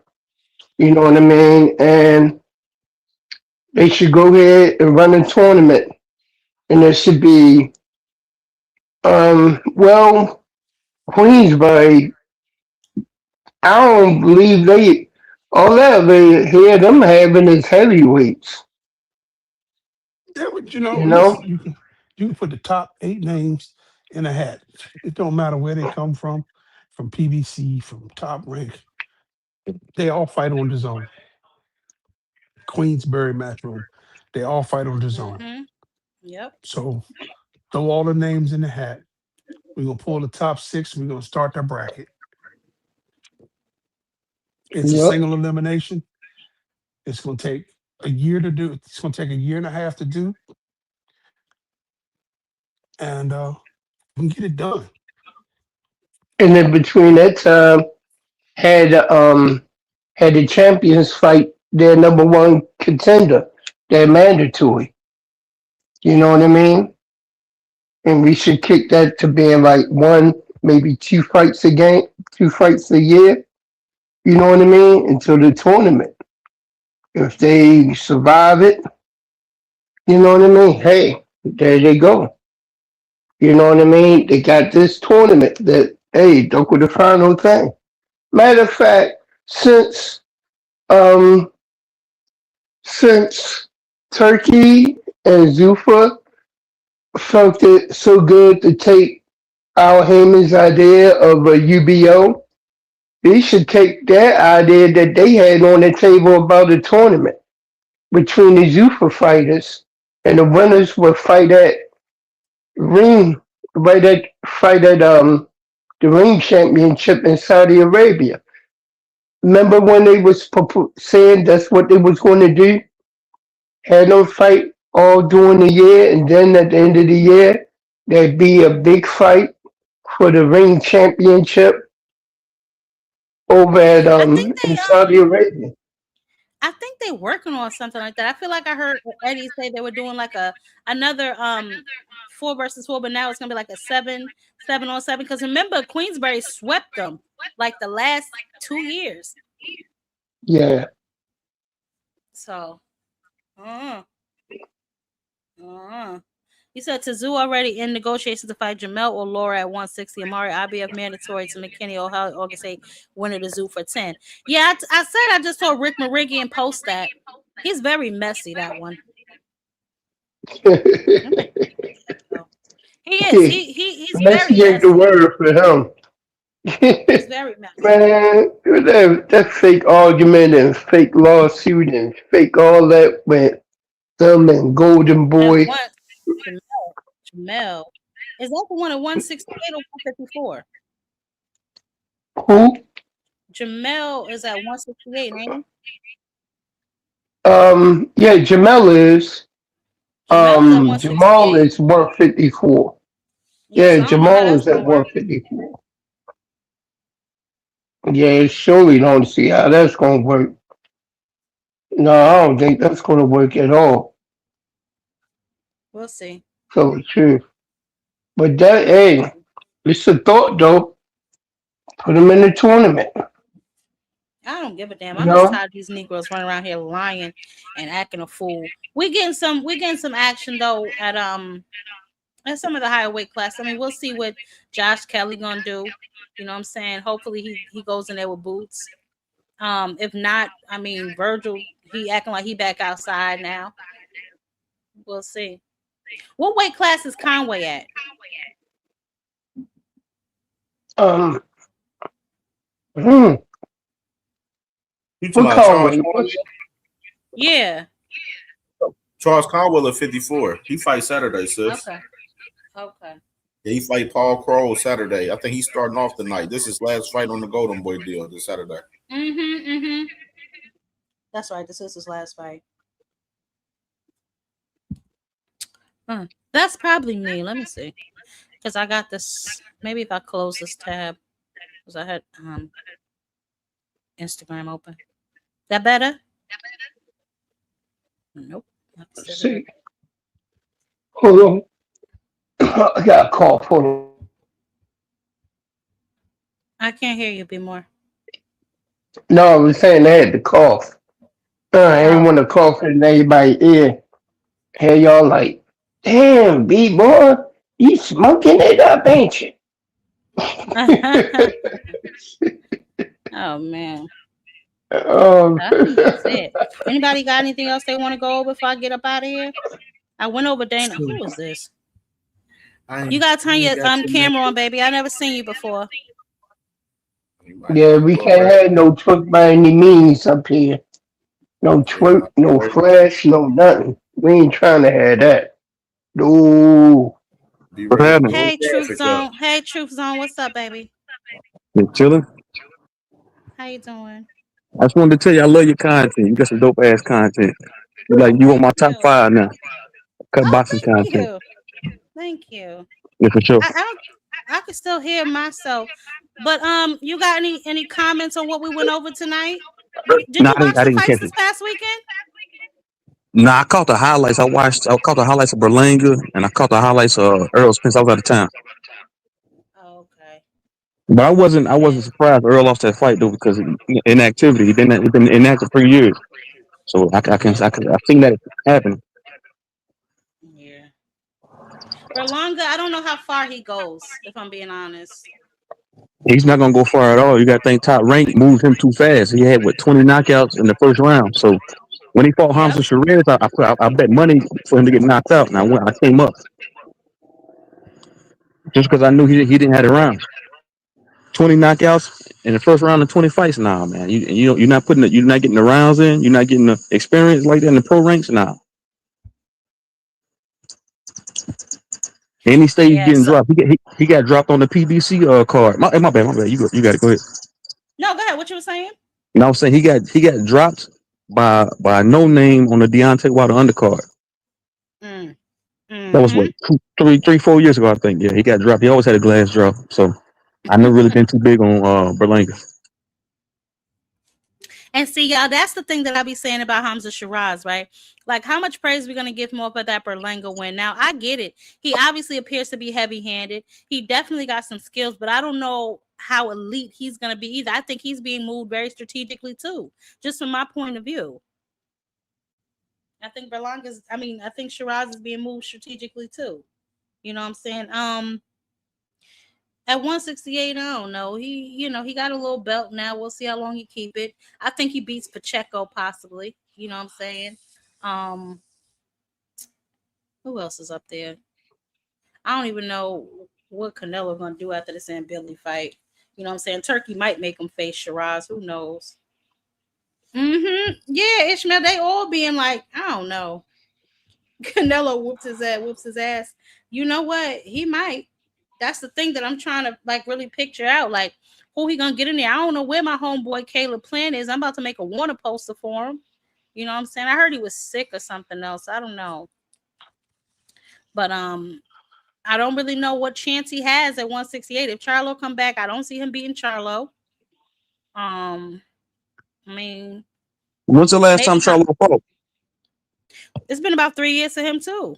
That's what I'm saying. It's too much inactivity in boxing, and these fighters are coming back. Like same thing with Earl. They fighting once every 2 years. Jamal lost. Now he didn't lose. I forgot that Mexican dude's name. They gave him a run for his money on that PBC card about 5 years ago. I forgot the name of that dude's name, but inactivity kills these fighters, man. They in their prime and they wait 2 or 3 years to fight. You 30 years old. Earl ain't fought since he was 33. These dudes be 32, 31. And they waiting 4 years to fight, come back when they 35, 36. That's father time gonna catch up with you. Well, you know, Earl had a built-in excuse. You know, he was in 2 accidents and then he took the beating that he took in in the fight with Bud, and then you know he goes home and he has to have eye surgery, he has to have hand surgery, and he had to heal from that. Um, Car accident. And then another car accident. Um, you know, um, to come back, I was not surprised to see him. His reaction time. I Mm-hmm. was I was surprised at his footwork because he wasn't maintaining outside foot control. He Yeah, he wasn't. was off balance, man. He Off definitely balance. had. Feet was everywhere. Yeah, No he was power. No, he definitely had no off. funk behind his punches. No, nothing behind those punches. Yeah, he was definitely off balance, and Was he sitting down on his punches? Did he even sit down on them? he sat down on a few, but they wasn't having any effect. You His know, legs was gone. Because Man, as soon as he got in the ring, you could see his balance. He wasn't balanced at all. but that style got him so far though. That style, I mean, his style made him a unified champion. Just coming forward, high guard, beating you down. That's like a Mexican style. Like it only True can that. get you so far. No counter True punching. You that. got to think Earl can't fight off the back foot. You see when Tim Tsyzu was pushing him back, putting him on the back foot, he couldn't do nothing. He didn't know what to do for real. And the only time he had success is when he would push Tim View back and led straight off of pushing him back with the jab and going to the body. That's the only time he had success. That's his bread and butter. That's what made him. That's what got him 3 belts at 147. That style, Exactly. coming forward behind the jab, high guard, putting you on the back foot, putting his opponents on the back foot, a pressure fighter. I don't know what you so far. That's why when You he faced know? Bud, he had problems because Bud can fight going frontwards, backwards, lateral movement. He got it all. Yeah. But you But know, Earl, I fuck with Earl. I've been fucking with Earl for Yeah. years. I fuck with Earl. I mean, but like you yeah. said, that style got him this far. You know what I'm saying? It got him to be a unified champion. You know what I'm saying? So, but you're right. You can't use that style against every single opponent. You got to learn to switch it up. He had no head movement either. It's like, bruh, come on. He just was Yeah, it like was on hitting right center here. line. he didn't want Yep. he didn't want to move his head too Yeah, he much wasn't because getting his head off the he would line at fall. all. But he's been like that. The Earl always had his head on the line, coming forward. Yeah. Yep. He's always felt like go watch all his fights. He's never really had no head movement.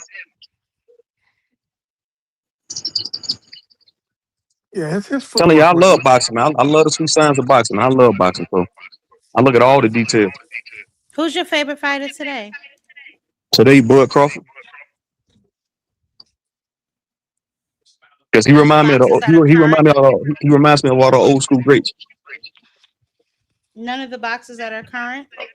Nah, I can't. Nah, Can't get no, no, jiggy no, with the shit. Listen, I ain't no, mad hell, at you. nah. Maybe all Shockey Foster. I like him because he got balls. He's willing to fight anybody. Yeah, Shaq will fight Yeah, anybody. I fuck with Abdullah Tank. Abdullah Mason too, though. Yeah, him too. Yeah, him too. He's just the only thing he need to work on is getting his head off the line. Because when he fought that dude from London, Noakes, he wasn't getting his head off the line. Dude was getting popped with jabs left and right. Hmm. He need to work on that, getting his head off the line. But outside of that, yeah, he's one of them. Abdullah needs to work on his defense. Overall. Yeah. Yeah, but he 'Cause won't be there though. He be there. He definitely be You there. said He won't so. need Wait, that. you say you like the sweet science. You don't like Sugar Shakur? Nah, I'm not a fan You of. don't I mean, like Sweet Hands?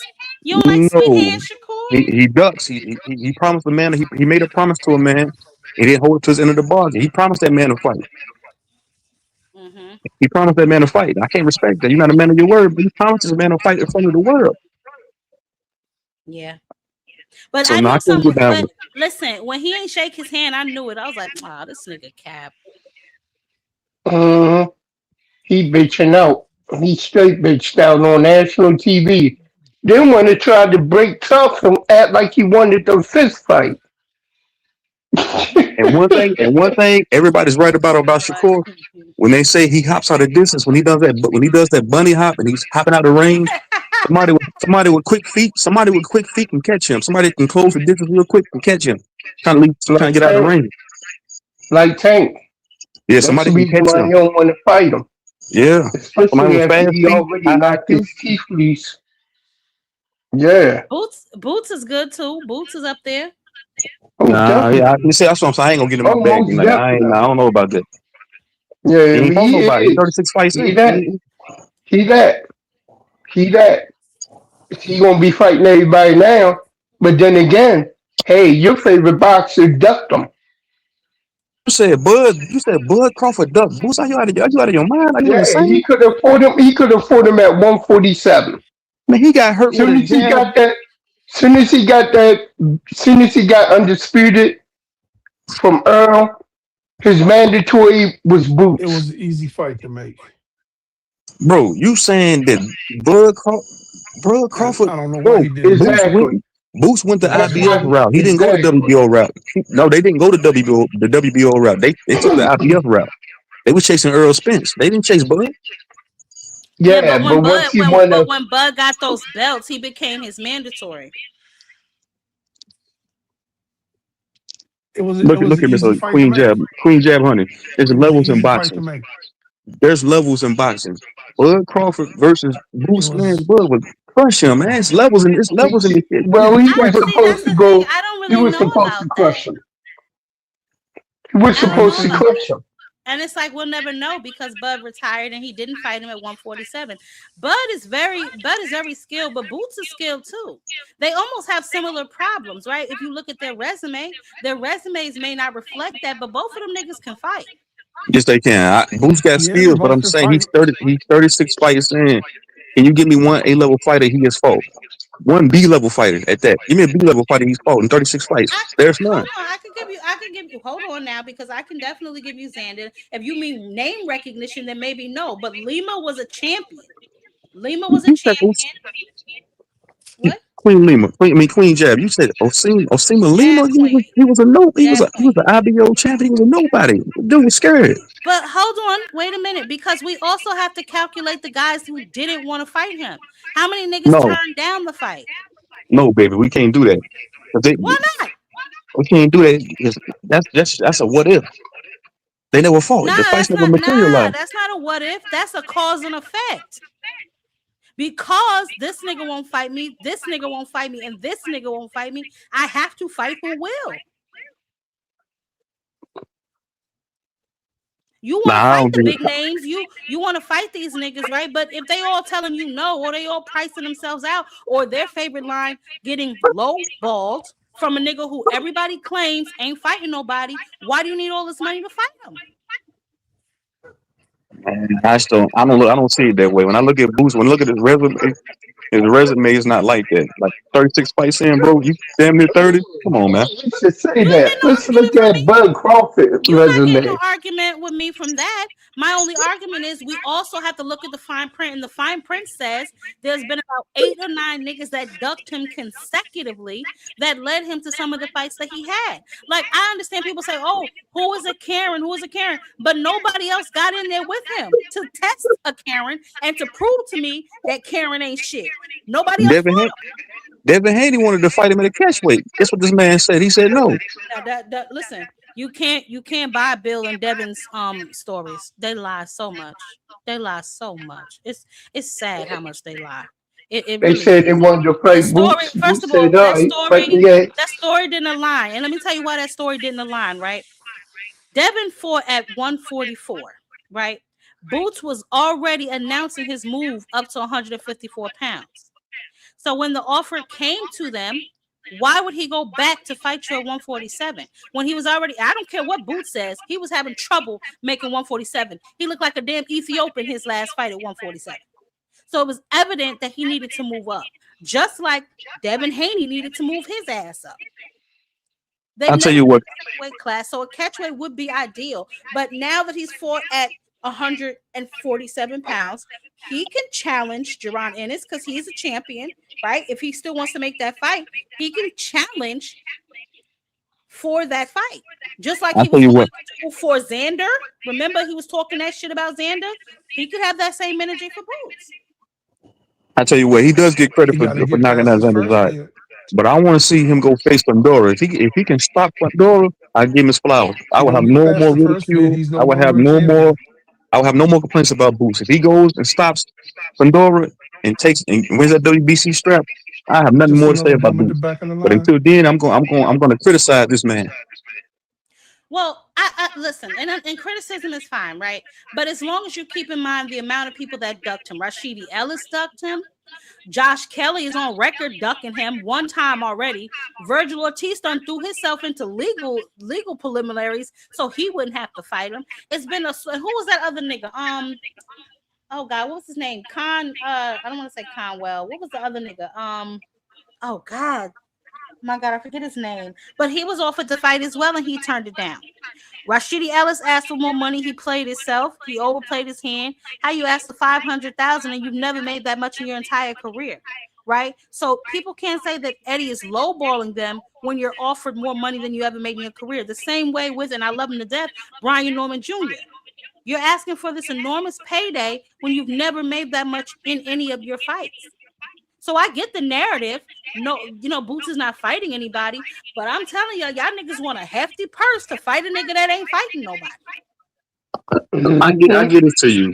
Boots, I agree with that. He stops, not stop. He beats all those guys. I feel like he beats Brian Norman, Josh Kelly, everybody you just named. Yeah, he's a problem for all those guys. But I just got to see it, man. We seen a glimpse of it Hey, against Queen, my audio went out. I want to go out and come back Xander's in. eyes, but this a bad echo too.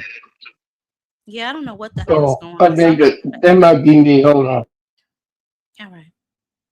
No, what you say? Troops on, baby. I didn't hear that last part because it was talking. I was saying it was a bad echo. I was gone now. No, you were No, saying, but I'm not before like. that, you said something No, I'm about saying. Xander. Yeah.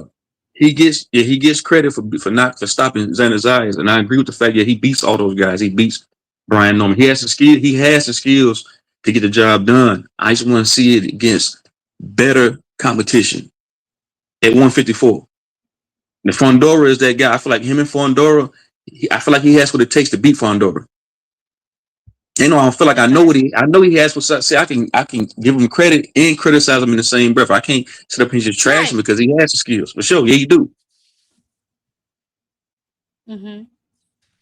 Yeah, no, I get that, and I told you that, right? I said if you looked at his resume, the same as when you look at Boots' resume, you'd be like, damn, ain't nobody. I mean, Bud's resume, you'd be like, well, who the fuck did he fight?